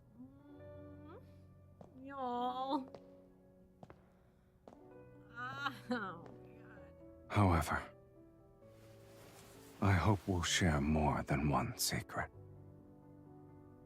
I want more memories of us. Until they fill our future. And you? Okay. I wish I could make all of your wishes come true. In that case,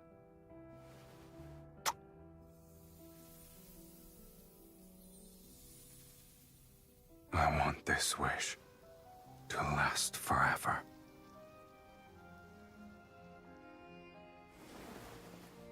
Oh my gosh.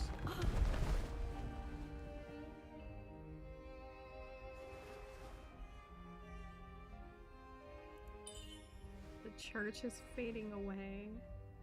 Grab it. Are you brave enough to accompany me? Always. Aww. As they like run. With the slow motion run. No, they did not. Oh my gosh.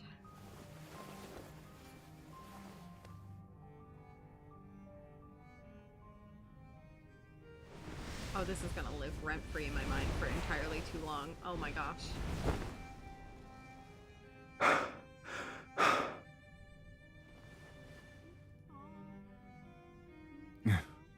Maybe the world outside is coming to an end. Doomsday and all that jazz. Wishes.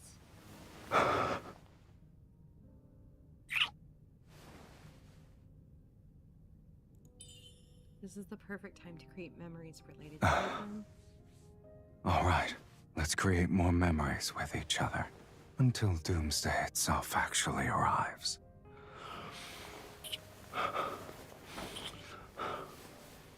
That made us hungry. He... Oh, God.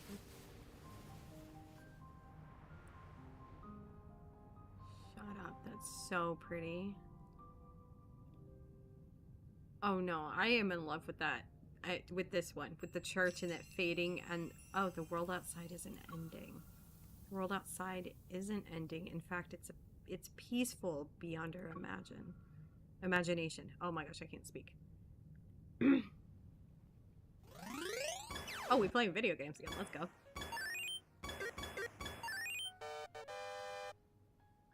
You lost again. On the sofa, I kick off my slippers, get on my knees, and move behind him. I take another colorful hair tie off my wrist. Silas, we can't let your enemies know you're a sore loser when video games are involved. Yeah.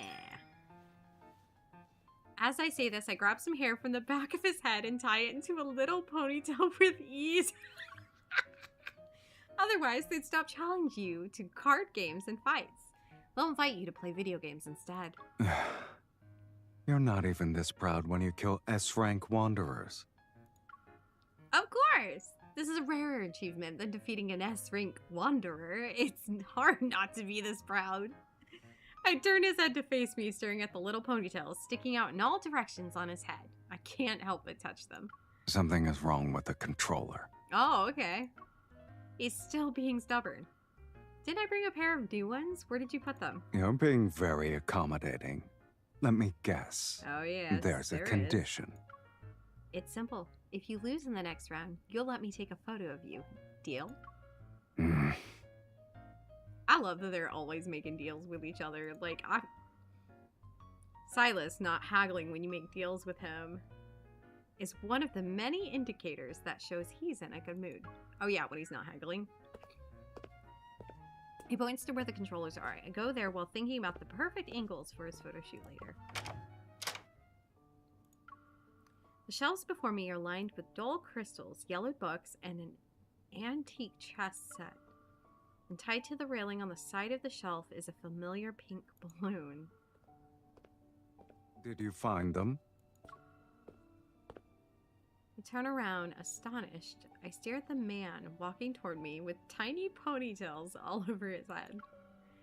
Since when did you become so sentimental, Silas? He smiles as he picks up the box of controllers with one hand while taking my hand with I the other. haven't. I'm You are preserving as many of our shared memories as I can. You're such a liar. His ridiculous hairstyle and matter-of-fact tone clashed with the romantic sentiment he expressed. But my racing heart tells me that I'll also cherish this moment until we reach our vows set deadline. Silas, I sometimes think spatial anomalies return to where they came from instead of disappearing. Isn't that fitting? It's just like the things in this room. Silas, you know she can't remember anything. He squeezes my hand even tighter. Everything that happened. Every word that was spoken. They're all preserved in deep space.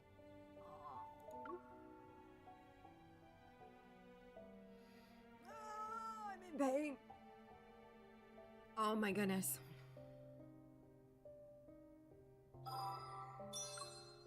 That was oddly cute. I love them like having to.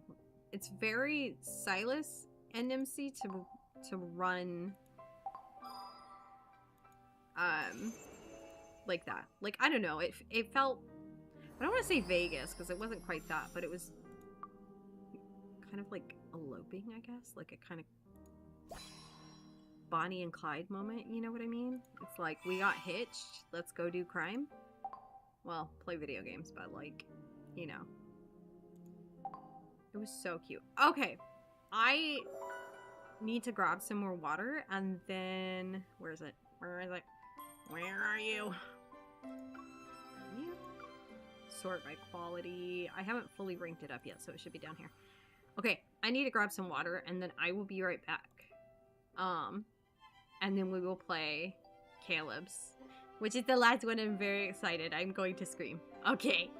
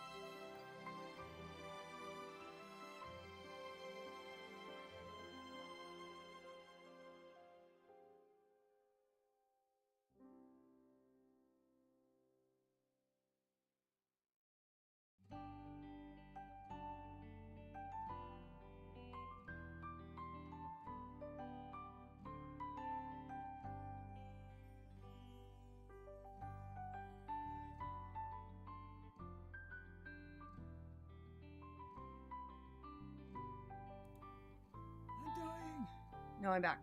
Okay. Where is... Turn the be right back thing off. Let me take a sip of this. Woo! Y'all, I'm so ready for this. I'm so hyped. Oh my god. Okay.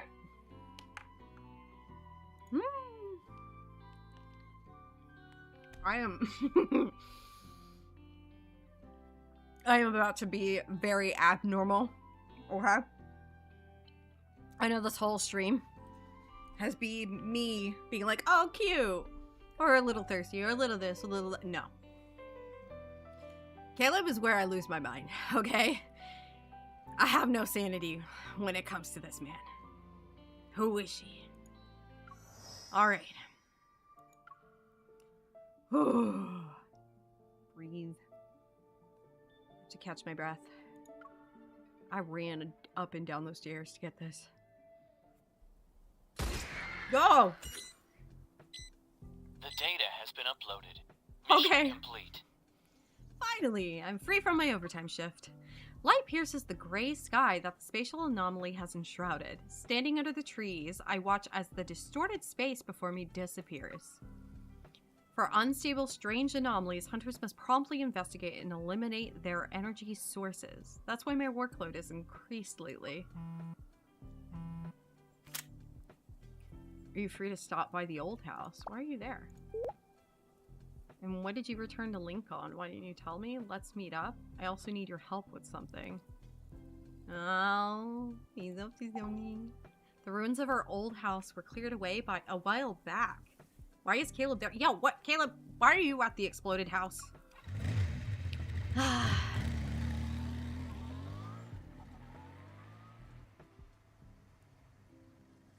slow down as I approach the familiar street on my motorcycle. As I turn the final corner, a rooftop, familiar yet strange, catches my attention. Isn't that where our old house used to be? They put a new house over the old house? I park my motorcycle and hurry over. Shocked, I see the home from my memories is standing before me. Wait.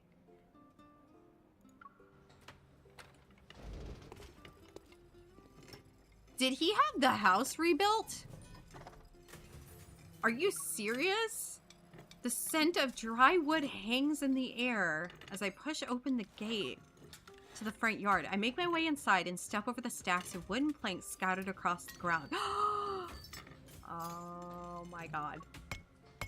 A tall figure on a ladder is by the window. Caleb is wearing white gloves and hammering a nail into the window frame. You're here. The news said the Hunters Association is busy dealing with all those anomalies lately. I was worried you might be swamped with work. He tilts his head and raises his chin in my direction. Screw. I bend down to take a screw from the bag on the ground. I hand it to him and the electric screwdriver whirs for a moment. This man is rebuilding our childhood home. Should we really be talking about that? What do you want to talk about then? Did you eat? What did you have? Was it good?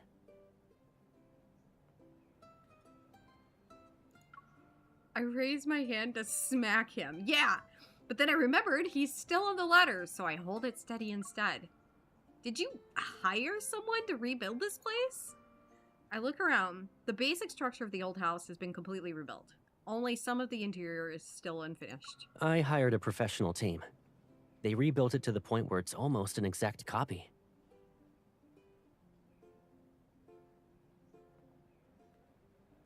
I'm so in love with this virtual man, you have no idea. And you're only telling me about this now? Would you join them if I told you earlier? I might as well wait until the house had taken shape. So I'm here to be your cheerleader? I deliberately raise my arms to do an exaggerated cheerleading pose. You're so cool. You're so smart. Go, Caleb. Go, go, Caleb.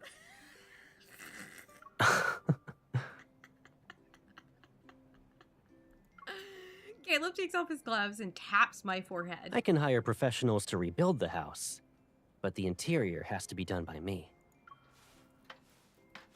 I can't believe he's rebuilding the house. With sweat dripping from his face, he climbs down the ladder. I pick up a bottle of water from the ground, open it, and give it to him as I watch as he tilts his head back for a few sips. So Caleb, the master builder, He's a master builder. Someone give this man Legos promptly. Finally realized he needed an assistant for the renovations. I didn't want to bother a busy hunter like yourself with something simple. You might not find it worth your time. Okay. He reaches past me to pick up a paper hat from the windowsill. I feel a slight weight on top of my head. Looking up, I can only see the brim of the hat. That's why I decided to let you paint the walls. Okay.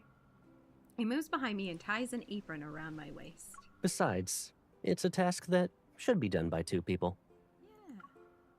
My heart skips a beat as he leans down. We make eye contact as he glances up. I mean, since that birthday card... I lower my gaze and mutter under my breath. I think you got too used to bossing me around when we were kids, so now you want to relive the good old days. Do you need a reenactment to remember who was actually bossing people around? He gives me a knowing look, and memories flash through my mind. I feel a twinge of guilt. I used to constantly pester him into helping me with all sorts of things. We have a lot of walls to paint. If we don't start soon, we'll run out of time. And since we're on the topic of reminiscence, I actually invited you here to help me remember how this place used to be furnished. I pick up the paint roller, coat it with latex paint, and start applying it evenly to the wall. The color is similar to the original It's one. not really popular anymore. I had to visit several stores before I found it. I keep getting distracted by the sweat on him. A question surfaces in my mind. After pondering for a bit, I glance at him. I purposely act nonchalant. What about the furniture? You can't possibly find stuff that's exactly like the original. I found some old photos that were taken inside the house. I already brought them to a furniture store to have custom pieces made. I'm about to lick the sweat off this man's body for this. He is recreating our home, bit by bit, to the point where he is making custom furniture made. What the hell, Caleb? Every time I think he can't get better, he gets better. I didn't expect you to be so dedicated. Caleb slightly turns his head. His gaze softens as it sweeps across my face. You don't want me to do this? I didn't say that. I turn away and watch the roller change the wall's color. Unlike layers of paint, the questions in my mind are impossible to smooth out. Is he doing this just because he misses the past? Oh. Oh, it's so cute. The sunset's final rays fall on the floor by the window. They illuminate the tiny dust particles floating in the air. Caleb and I sit side by side against the wall. While the room is still empty, scenes from our life here seem to materialize. If Grandma could see this, she'd be happy, right?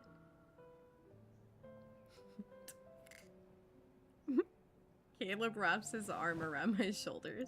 Yeah, she would. Aside from the tenderness in his eyes, a trace of melancholy briefly appears.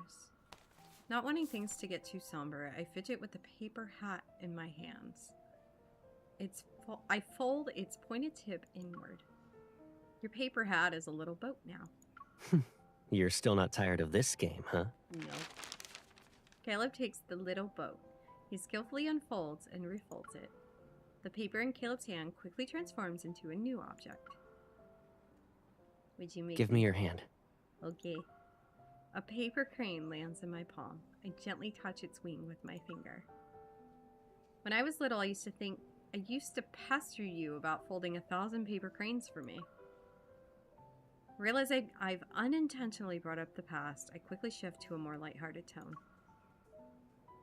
The ones from before don't count. I'll keep this one safe, but you still owe me 999 paper cranes. Yeah, you do. Start folding, Caleb. There's no such thing as a free meal. Nope. No. The last one was your birthday, so that's why, you know? It's because it was your birthday. Who said anything about that? Don't you think your accommodation tonight should come with a fee? $999 paper cranes in exchange for a soft, comfortable sofa is a deal of a lifetime. Caleb laughs as he tussles my hair. You're twisting my words in your favor, but deal. Yeah. Deal. Despite my day being hectic with work, I'm unable to sleep in my bed. Girl, go get that man off the couch and tell him to come snuggle you. I swear to God. As I toss and turn, that question keeps swirling in my mind. Even if I asked him, he probably wouldn't tell me the truth. What? Sounds from the living room make me open my eyes. Caleb? An inexplicable unease washes over me. I sit up in bed before I quietly walk out of the bedroom. Oh, he's having nightmares again, isn't he? Oh. Girl, go wake him up. Faint moonlight outlines Caleb's sleeping figure. It causes the sounds he's making to be more distinct. Caleb's arm is draped across his forehead. The blanket is only up to his chest while sweat glistens on his neck. Is he having a nightmare? Yes, girl, he's having a nightmare. Go help him. I gently shake Caleb's shoulder. Wake him up! Caleb, wake up. Looks like he heard me. He lowers his arm and furrows his brow. This man got all the trauma. Help him when he's having nightmares. I mean, you got trauma too, girl, but like, you know, that's why you're there for each other. I touch Caleb's forehead. He opens his eyes and his gaze slowly focuses on what's around him.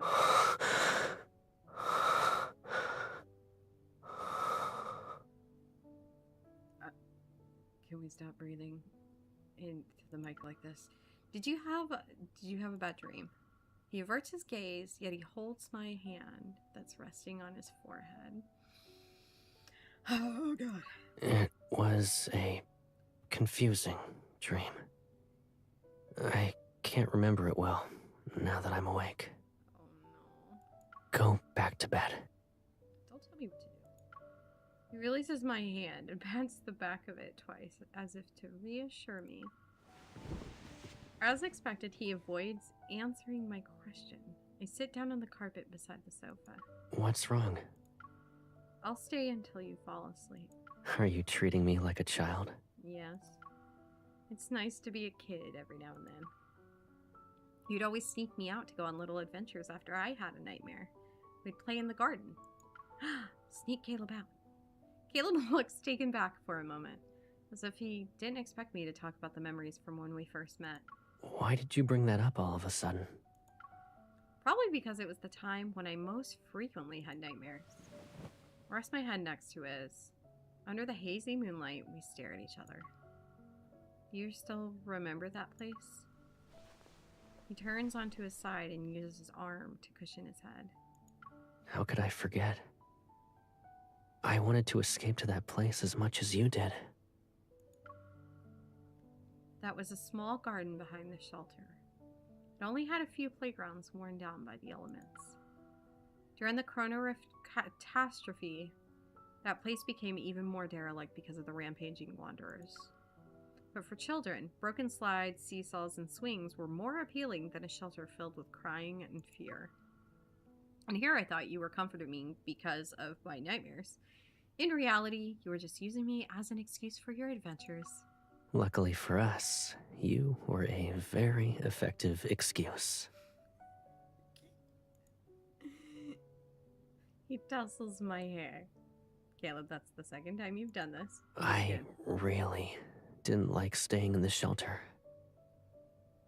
But sneaking out alone to go on slides and stuff felt too childish. So you made me the immature one? My job was to protect your childishness, thanks. Oh my God. Then will you let me protect you after you have nightmares? Caleb was stunned, but he quickly regains his lighthearted smile. Are you saying you think I'm childish? Yes. Yup. swear. I poke his face. Yeah, you do. An actual mature person wouldn't refuse to admit they had a nightmare.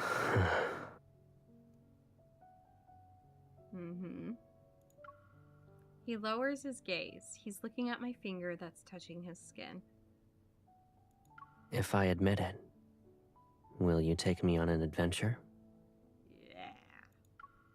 Smiling, I grab his hand. I know the perfect place for one. Oh my god. The next day, Caleb and I travel across most of the city to reach an area that's become unfamiliar to us. The shelter from the Chrono Rift catastrophe has long since vanished in the city's reconstruction. Oh. The roads, nearly devoid of people, become narrower as we walk. Did it get demolished already? Wait, is the shelter gone? I mutter under my breath. It's okay if that small garden disappeared, you know. These roads have an adventurous feel to them. And if we run into a wanderer, that'd definitely make me forget my nightmare. Yeah. I know he's trying to comfort me with jokes, but I'm hoping that the place with our shared memories still exists. Oh my god, look at him. I know we're like having serious conversations because this man is having nightmares and she's trying to make him feel better, just like he made her feel better when they were kids and blah blah blah blah blah. But he looks delicious. I want to eat. I have some serious cuteness aggression situation. I must bite. I must bite. I need to bite. I want to destroy him. Anyway. If fighting wanderers works, you're welcome to become a hunter. I can guarantee you only have sweet dreams. Okay. But I feel like I heard that before.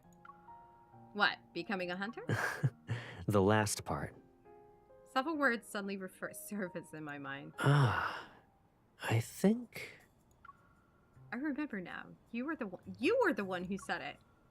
Juniper, I promise to take you to a real paradise someday. It'll be a place with only sweet dreams. I move my head dramatically while mimicking teenage Caleb's voice. A hint of embarrassment gradually appears on his face. Even though years have passed, you still remember that? Oh yeah. Did you have a hidden recorder on you back then? No, it's stuck in my head, my guy. I forgot a lot of things about our past, but I remembered that thing. It was our first promise. Of course I'd remember it. Caleb pauses. Joy briefly shines in his eyes. The first one. What?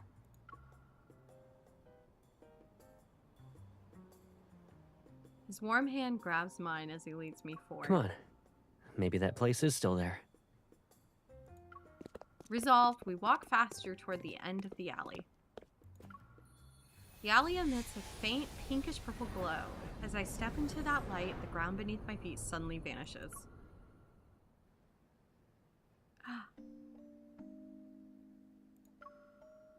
What awaited me wasn't the fall I had expected. I'm greeted by a weightless sensation. Jesus, so pretty. Throughout this dreamlike floating amusement park, colorful rides interweave with wispy clouds. Enormous planets hang in the pinkish-purple sky. They're seemingly within reach. I float within Caleb's line of sight. The light and I are embraced by his gaze. When did this place become a spatial anomaly? At least it's still a playground. It even looks like what we imagined as kids. Oh my god. I love that they used the lucid dreams like backdrop for this. It's so pretty. In this weightless space, Caleb floats toward me with effortless grace. It's unlike my unsteady wobbling. Warning. Unstable fluctuations detected. Please locate the energy source and eliminate it. Take that damn man's hand. Oh my lord. This place is huge and we're just floating around. Who knows how long it'll take for us to find it? Perfect. Now we have enough time for an adventure. If you don't want to float away, don't let go of me.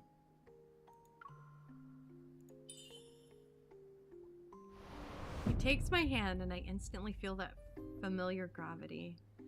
I think I can walk on thin air.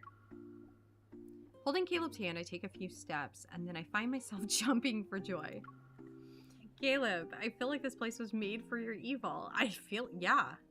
I'd rather believe this place exists because of our promise. Oh. He leads me through the air as brilliant, colorful amusement park rides float around us. Each one seems to be capable of bringing endless delight.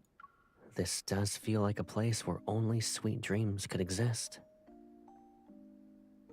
Is there anything you'd like to try? I look around, but my mind inappropriately leaps to that amusement park in Skyhaven. Yeah, me too, girl. Yes, I was literally just thinking about that. My heart aches with inexplicable pain. The memory suddenly rewinds to the moment when his lips brushed against my ear. That burning sensation returns. I was thinking about the Ferris wheel, when they were on the Ferris wheel, and then they played chicken, basically, with the kissing, but they didn't kiss each other. Oh my god. I lower my gaze and point to the least conspicuous attraction among all the rides, the merry-go-round. Was it the merry-go-round or was it the Ferris wheel in the amusement park? Or the other one? I can't remember. I want to ride that one. You're not interested in the thrilling rides? You dragged me to each and every one of them last time. That's why I wanted to go on the ride we didn't get to. Okay, it was the Ferris wheel, right? Yes. Caleb is stunned for a moment. A thin veil of darkness appears in his eyes. So you won't be reminded of that Skyhaven amusement park. All right. Well, Caleb carefully tightens his grip on my hand and walks toward the merry-go-round.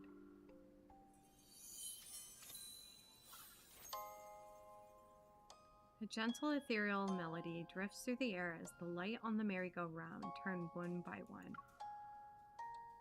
What am I hearing? Hold on.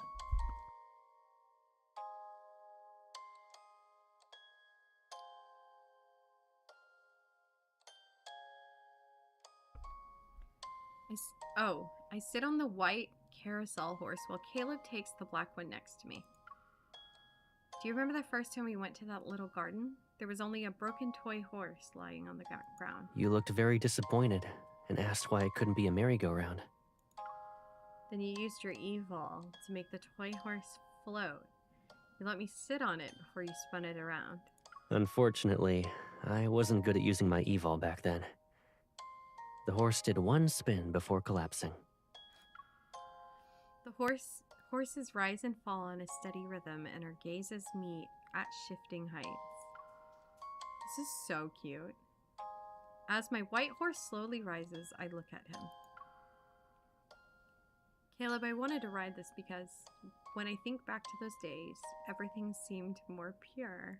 What do you mean by pure, exactly? If I could, I'd go back to those days. Two people who met in a shelter. They were growing up together, without being so close to each other. His black horse rises and our positions are reversed. As he looks at me, a somber fire burns in his gaze. That's my idea of purity. As the carousel spins, the colorful horses blur into swirling, indistinct shapes. In the center of my gaze, only his face remains in focus. But you also miss those days when we were with Grandma, didn't you? Why else would you rebuild our old home and try to make everything look the same as it did back then? It was for me. The music ends and the merry-go-round stops spinning. The black and white horses return to their original positions. We make eye contact. Because I keep having nightmares about it being blown up. No, baby. The calmer his voice is, the clearer the unconscious sounds he made during his nightmare are in my mind. I thought the nightmares would stop if I rebuilt our old home.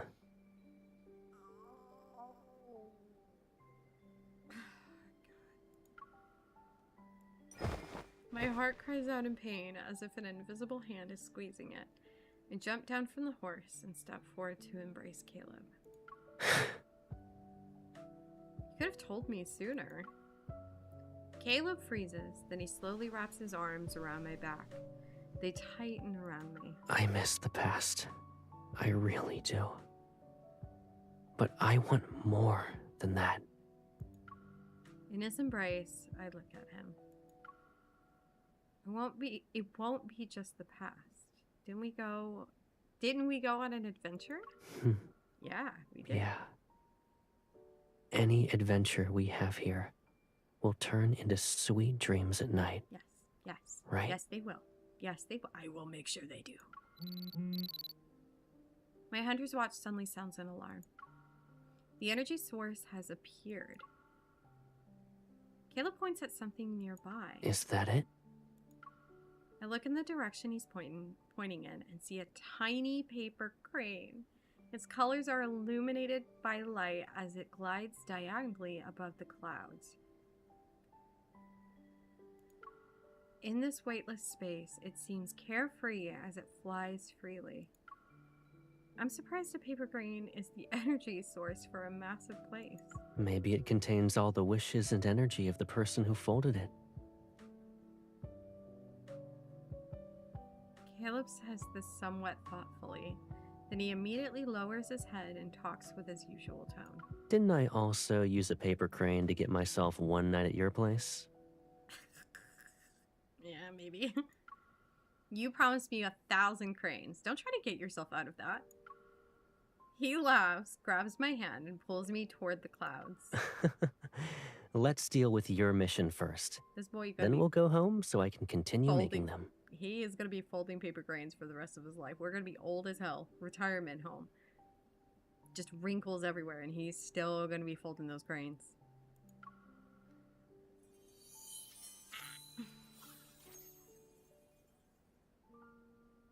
If a wonderland where sweet dreams become a reality really exists, then our tightly clasped hands as we run and the smile on Caleb's face will appear in my dreams time and time again.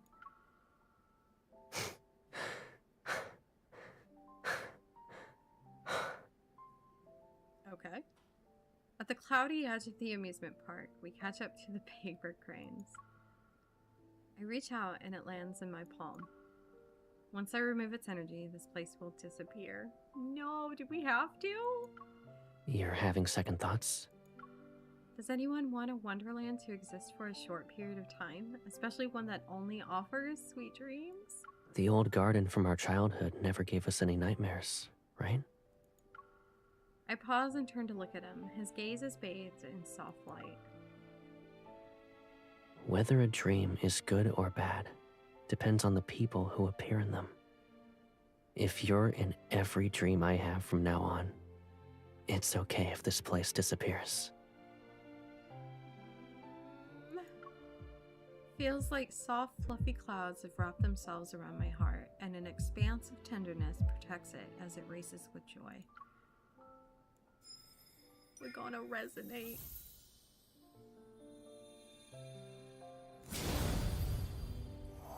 Because of our resonance, the energy within the paper crane transform into countless shimmering particles that slowly flow through our bodies. As they disperse, the clothes that Caleb and I are wearing unexpectedly transform into elegant formal wear. Is this what it feels like to be in a fairy tale? I know! If this one feels very fairy tale-y! Caleb smiles and pulls me down to lie beside him. The clouds part as our bodies sink and they quickly envelop us again. Then, let's stay in this fairy tale for a while longer. I raise my hand, my fingertips touching the soft, wispy clouds. The delicate strands dissolve into nothingness. This magical place is slowly fading away. I decide to say the words that have been swirling in my heart for so long. Caleb, an old little garden could transform into a breathtaking wonderland one day. And even when you rebuild an old house and make it look exactly like it did back then, you'll realize everything inside is new.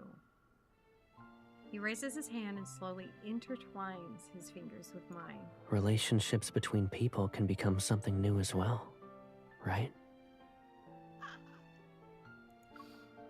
Only if that's what you want. I want it.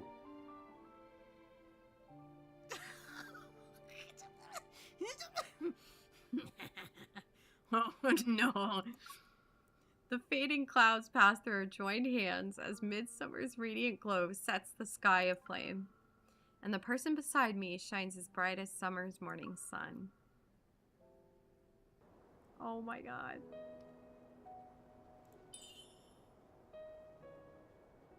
Everything we've experienced. Let's make this dream even more unforgettable. Let's release the paper grain we folded and let it drift into deep space. That paper crane will be lonely if we leave it as is, though. You wanted me to fold you 1,000 paper cranes when we were kids. What about now?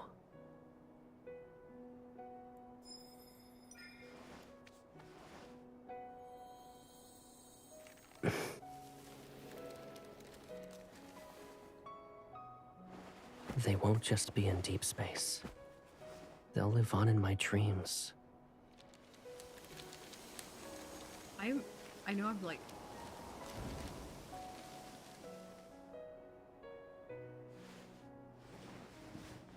Oh my gosh.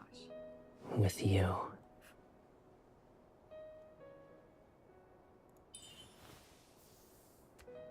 Aside from the paper cranes, something, I don't care. Blah blah backstory. Of course. I want to have a place in your heart that's different from before. That my name was Cutie for him. I was testing. I want to share every adventure with you in the future. With this new role. Is that okay? Yeah. Yes. Oh, I have to hold it.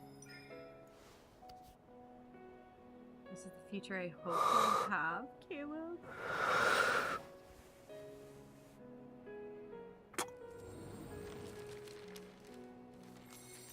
The tiny paper crane.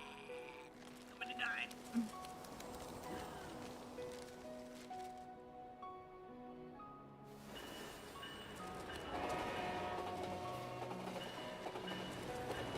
Oh my gosh.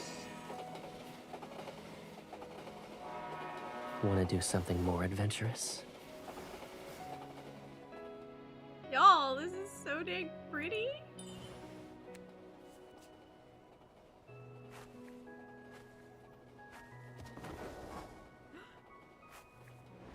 I know it's in the trailer, but like, putting it in the full thing?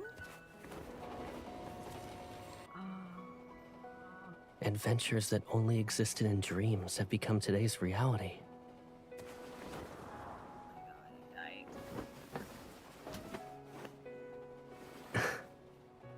Hold on tight. The train is about to leave.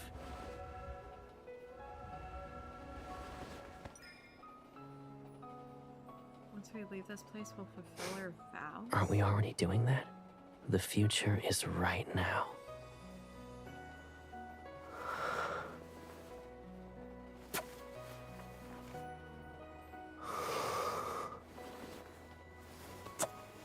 Okay, you know what? The kissing was better in this one for That is so damn pretty. My heart hurts so bad right now, bro. Oh, they're at the amusement park now. After the Dreamlight amusement park disappears, the true appearance of the area is revealed.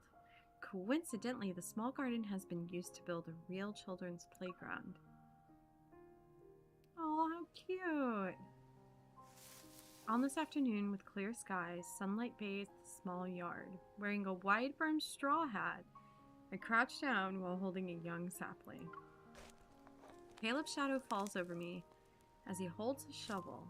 He put soil into the small hole he dug for the sapling. That's good. Let it go, and we'll see if it stands. I slowly release the sapling, and it doesn't fall. Under the sunlight, its tender green leaves seem to glow. I heard saplings grow incredibly fast. It might be taller when you visit again. Caleb hands me a watering can before picking one up himself. He crouches down beside me to water the little sapling. It's a shame the tall pagoda tree is gone. We used to measure our heights against it. When you were worried about not growing tall enough, you'd stand under that tree every week. I had to carve a mark for you with my pocket knife. Wow. Caleb sits down the watering can and presses his fist against his lips. Let me tell you a secret. Okay. I was just messing with you when you thought you were growing taller. What? You couldn't see what I was doing, so I just carved the mark a little higher. You never noticed. Oh my gosh. Really, Caleb? At this point, you've been messing with me my whole life. But you grew taller in the end, right? I did. So it doesn't count.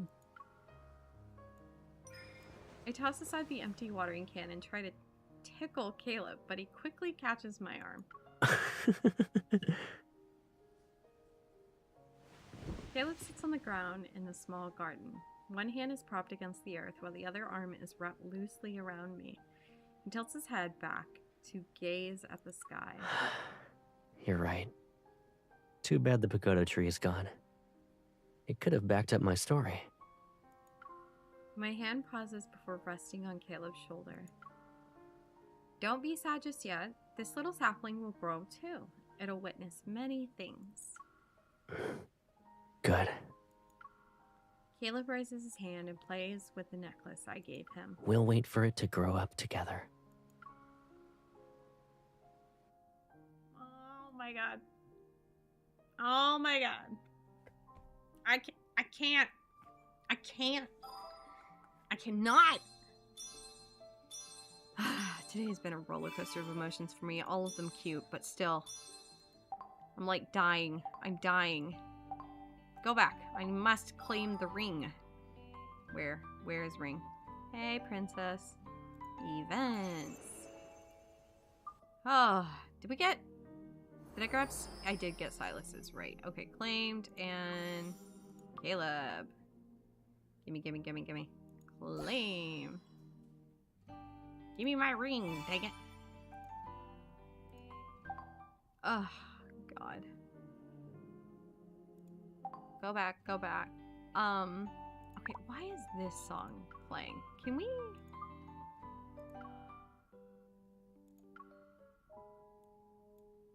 I don't know what song to put on because where's the there it is. I was about to say, where's the wedding song? Okay. Well, it's definitely time to take the veil off of my head and get some rest for the night. I'm very excited that we got through all of these cards. My heart hurts. I feel everything.